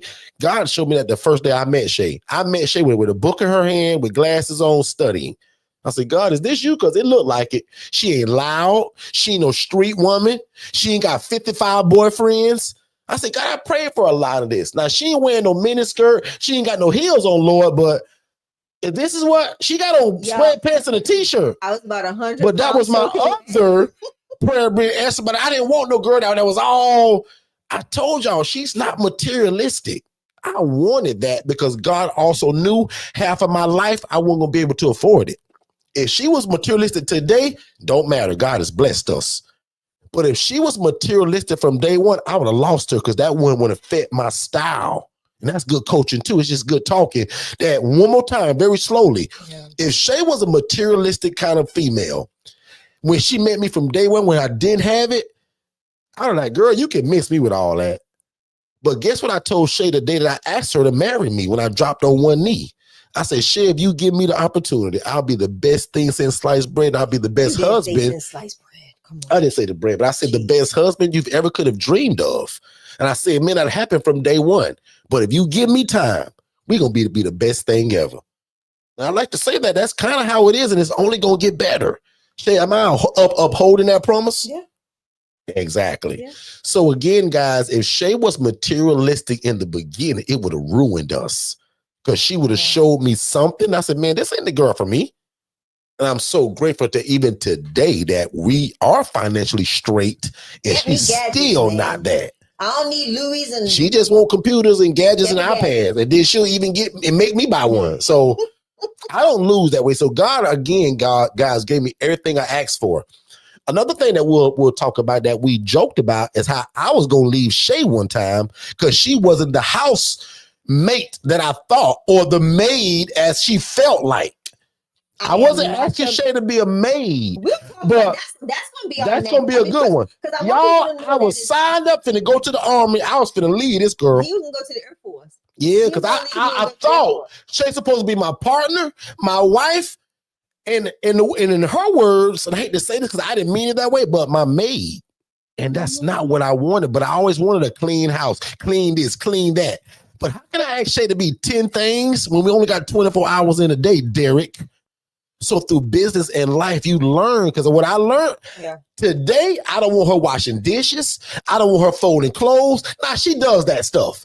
But what I'm saying, if it's going to take away from my business, our business, her business, and our purpose, washing dishes now today is a waste of time. Vacuuming the floor is a waste of time. Scrubbing the shower walls, waste of time. Scrubbing and picking them after me, waste of time. We now hire a maid to do all of that stuff because Shay's time now today is more important than her sweeping and mopping her dadgum floor. Dummy me didn't know that for the first 10 years of my marriage. And I just told you we only been together for 13 years. So what I just tell you honestly, I got this revelation about 3 years ago, 4 years ago that, Derek, wait a minute, bro. Shay is more important to you as a business partner than some lady cleaning the toilet and picking up after your socks and your drawers every time you shed your clothes, Derek. That's not what God gave you her for. She's your help meet, not your maid. And even though, guys, I think that I didn't say it in a way, you're my maid. Sometimes it's how you say it. Sometimes it may be from her makeup and what she saw growing up. We're going to talk about that. But I want y'all to know before I leave today, that I was going to leave Shay, y'all. He sure was. I was. He said, I ain't going to embarrass you. He said, but that was ignorance. He looked at why I was going to leave. I'm just saying and leave it. This is going to be the cliffhanger. Y'all got to come back. And we'll probably you want to do it on Saturdays? Make this a part, like a Saturday after party? So Saturdays is going to be the after party. So y'all, somebody remember this so we can stick a pin. Maybe Monday. You never know. You never know. Whenever we'll always have an after party. As the older folks say in the church, however the spirit leads, y'all. Because we had no plans of going with this today. Speak, brother. Yeah. But you know what people don't realize, and in that, and that's what I want to talk about is because not only were we so different culturally, there was a lot of difference in the household dynamic. There was a lot of difference in, again, the cultural dynamic. There was a difference in the educational dynamic. There was a difference in the financial dynamic. And a difference in what we thought the roles were supposed to be. From day one. And that's where a lot of people don't know how to navigate. And we learned through trial and error. We learned how to navigate. And get ready to cut off. So if you're not on YouTube, I'll see you later.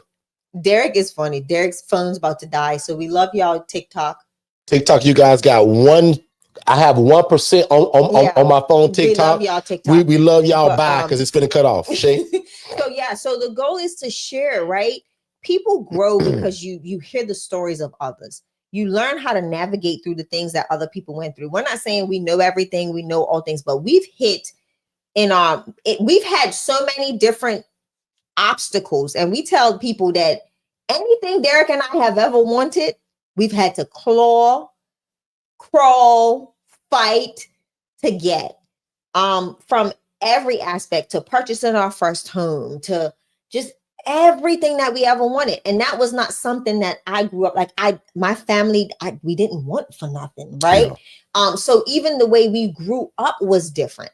Money was never an issue in my house, but maybe it was with him. Like, there's so many different things that we had to learn how to navigate together as individuals, but then as one, right? Where things that I was used to, I couldn't expect for him to be that person to provide those things that I was used to, because he never lived in that place.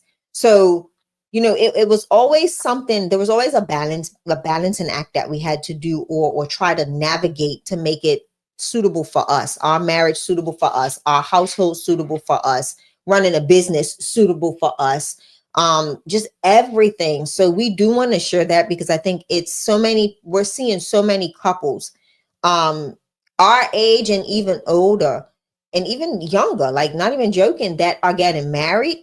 And when one obstacle comes up, everybody's ready to go to the courthouse and file for divorce. Like, what is it? Who needs to band a little? Who needs to learn how to compromise? Who needs to learn how to be a better steward of time, of finances? Like, who needs to learn how to do better? Like, there's so many stories that y'all are going to get to. Yeah. We're going to be transparent. The goal is to literally and learn from it. Right. So you all learn from it. Yeah. So that's literally what we're going to do. And I hope you guys are. Who want to hear next time that we come on, how I was going to leave Shay? And now I couldn't dream of that, because I was shaking my boots if I'm not with Shay. Right. So I couldn't dream of that today. But oh my goodness.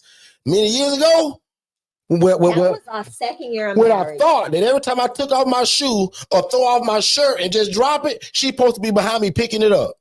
Dummy me.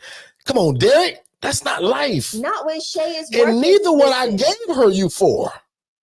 And what people don't realize. I hope some of the guys catch this too, because a lot of my talk going to be geared towards the guys in that perspective. And I don't get a lot of guys that follow me. 98% of y'all that follow us and Shay, you guys are females. I bet you right now it's not 4 people in this live right now. 4 men right now. Shout me out if you're of the male species right now in the chat. I guarantee you it ain't 5 of them unless one of the women have their husband. But I bet you right now 4 guys can shout me out in the chat right now. Try me. Back on you, Shay.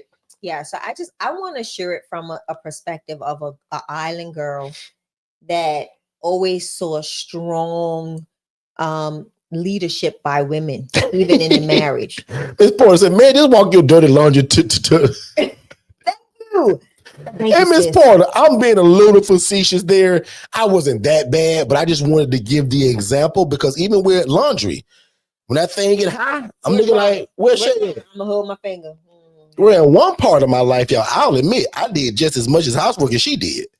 But then when I called myself kind of got into her business, I'm like, I ain't washing no more clothes. I ain't washing no dishes. Like, Shay and I work this thing and Shay. But guys, again, everybody's household is so different. And that's why I tell people, man, don't get caught up on how my house works. Because today, I'll admit, yes, Shay does dishes. Yes, she sweeps and mops. But today, if that takes away from our business and our purpose, I don't want Shay doing that. I got a great team that comes into here, and maybe we'll shout their names out in terms of the company, but they come and tie my house up if I want it every week, every 2 weeks, or monthly. Yeah. I'll admit we're kind of on that every 2 weeks to that monthly thing, but I just told Shay, literally last week, and Mom forced to call me a liar if I ain't telling the truth. I said, Mom, I'll be honest, I love the way things are today, but I'll admit, I so love it when them people come here and do what they do. I say, I want that now every 2 weeks religiously or now every week. Yeah. I just love a clean place because Shay and I, we work from home. One of our studios are in our home. We coach from home.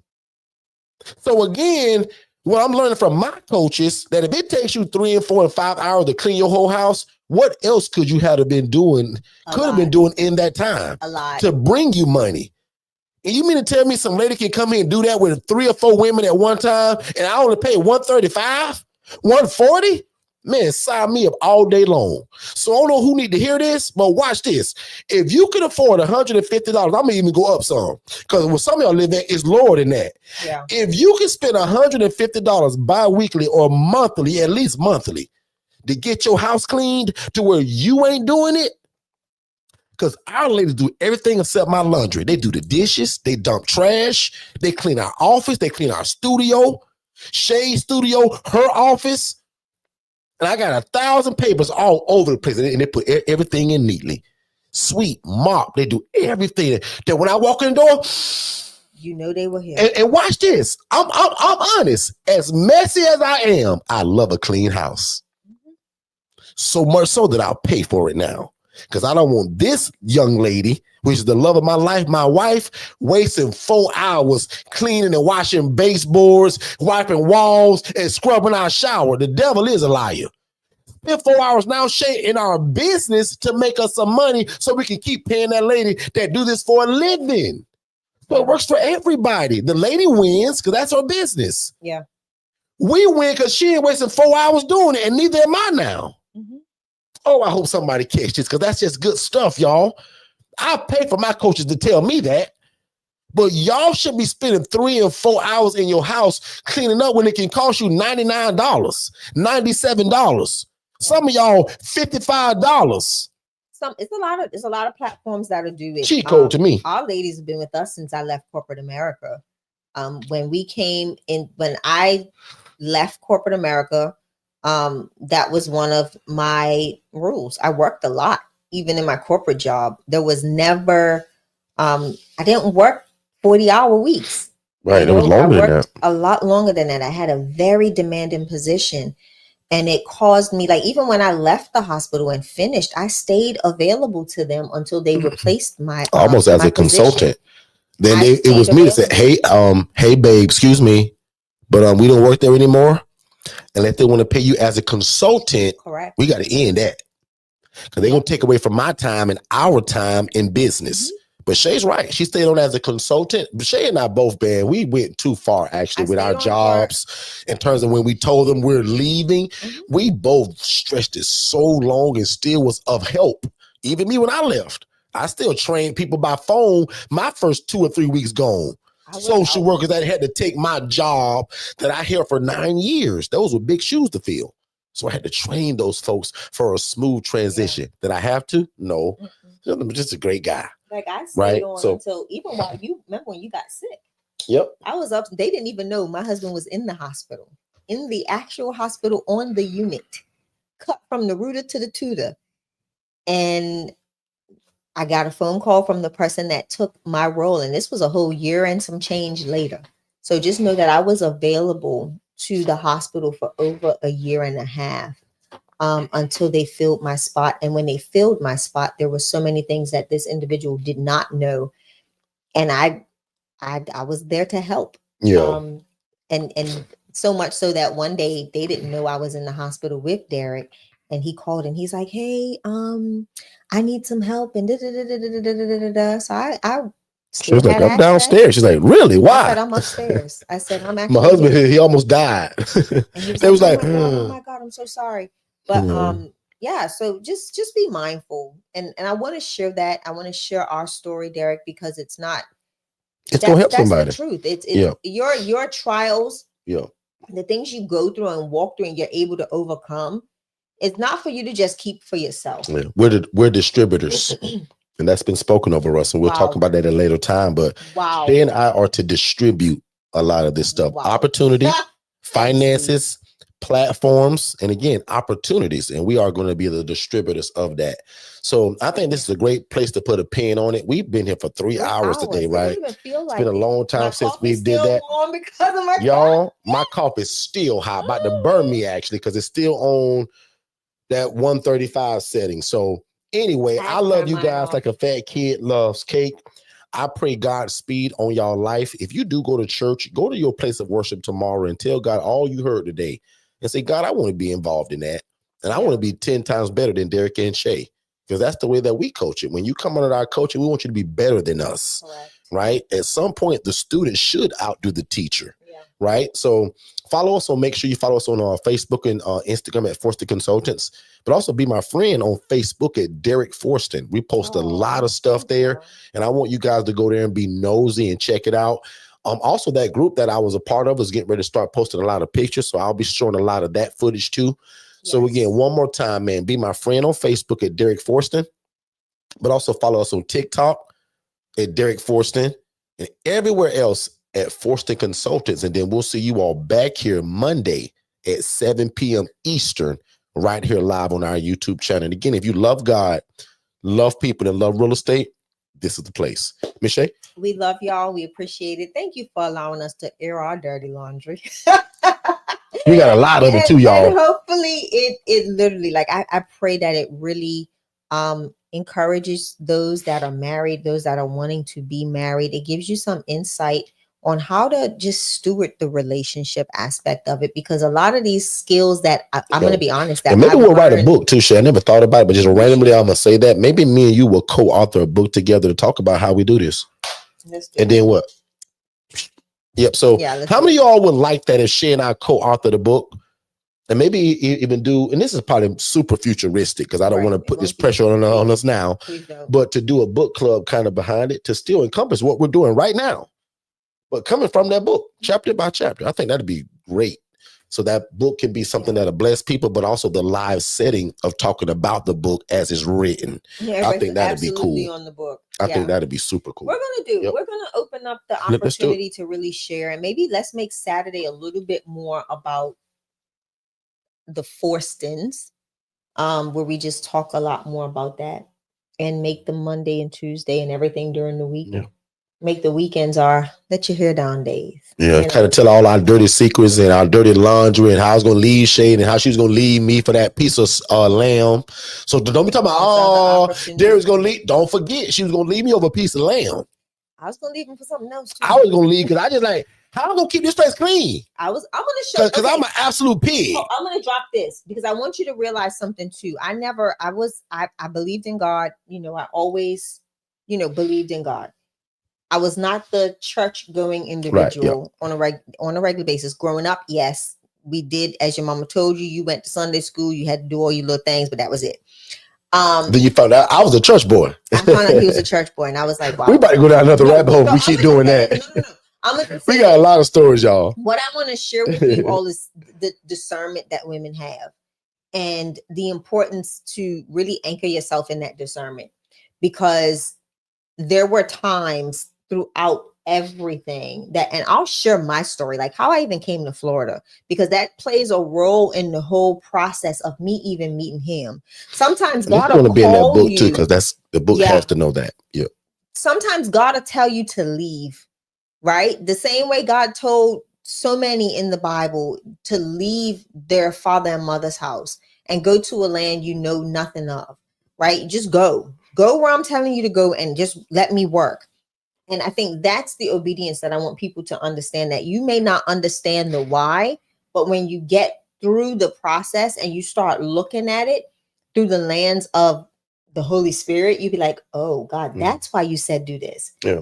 No clue why you was going to Florida to school, other than you came for vacation and liked every it. Christmas. So, but again, let's not go, because we love it so much that we'll just kind of keep going. I want to respect y'all's weekend too, because y'all know me. Michelle and I love this, right? And obviously, she just said we've been for 3 hours and don't even feel like it. It does. I saw that in the comment. Yeah, but we want to respect y'all day. I also want to go and cook and eat because I'm hungry right now. So I'm trying to decide, Shay, do I go and do those ribs? Or do we go and buy us an oxtail plate from one of my favorite places? So I also wouldn't mind a goat plate today, y'all. I eat goat. I love goat. If you don't, shame on you. But we got a nice Jamaican place, man, that does great goat and oxtail. I'm so greedy today, though. I may get a large oxtail and then a small goat. Yeah, because that goat plate go fast. You're so greedy. Yeah, but anyway, where are my goat eaters? You guys eat goat or you hate it? Oxtail eaters or you hate it? Let me know on the chat. Other than that, man, I'm gonna get you guys out of here because somebody already said, because we keep talking about food, they getting hungry now. Watch this. Now unto him that is able to do exceedingly and abundantly above all that you could ask or think, according to God's power that worketh in all of us. That means that whatever you guys pray today, man, I pray that God does exceedingly and abundantly for whatever you asked him for. So if you say, God, I want a house to house these people. I want to be, God, I want a nice marriage like Derek and Shay. I want God to do exceedingly and abundantly and more than what you just saw today. I want you to be better than us. So that's my prayer for you. And because we pray like that, he gonna automatically enrich our lives. Love you, Angela. So again, man, you guys be great, and we'll see you guys Monday each and every at one of 7 y'all, p.m. Eastern. Nothing you can do about it. Okay, that's it. Have a good day, and we'll see you Monday after our photo shoot. Oh yeah, we got a photo shoot Monday. On Monday. So we'll talk about that too. That goes out at what time? 10ish. I think it's at 10. I think it's a full morning shoot. So we have a morning shoot Monday, but we'll see you guys at 7 p.m. Eastern, and we'll talk about that too. And if they send me some pictures, we'll show y'all how they came out. You guys be great. Hey, what's going on, family? I hope you guys are enjoying this information. But just in case if you was wondering, how could you get more one-on-one coaching just like this? First of all, you can ask just by typing it in the chat, or you can visit forstonconsultants.com/IMB. Again, the IMB stands for ILF Mastery Blueprint. So again, if you want one-on-one coaching, let us know. This is exactly what we do. And again, don't spend all your time in this room today without asking questions. As you see, we're giving out a lot of great information. So make sure you ask your questions just to make sure that you fully understand it. And then also don't forget, we give you guys a free strategy call. So we want you to watch our webinar.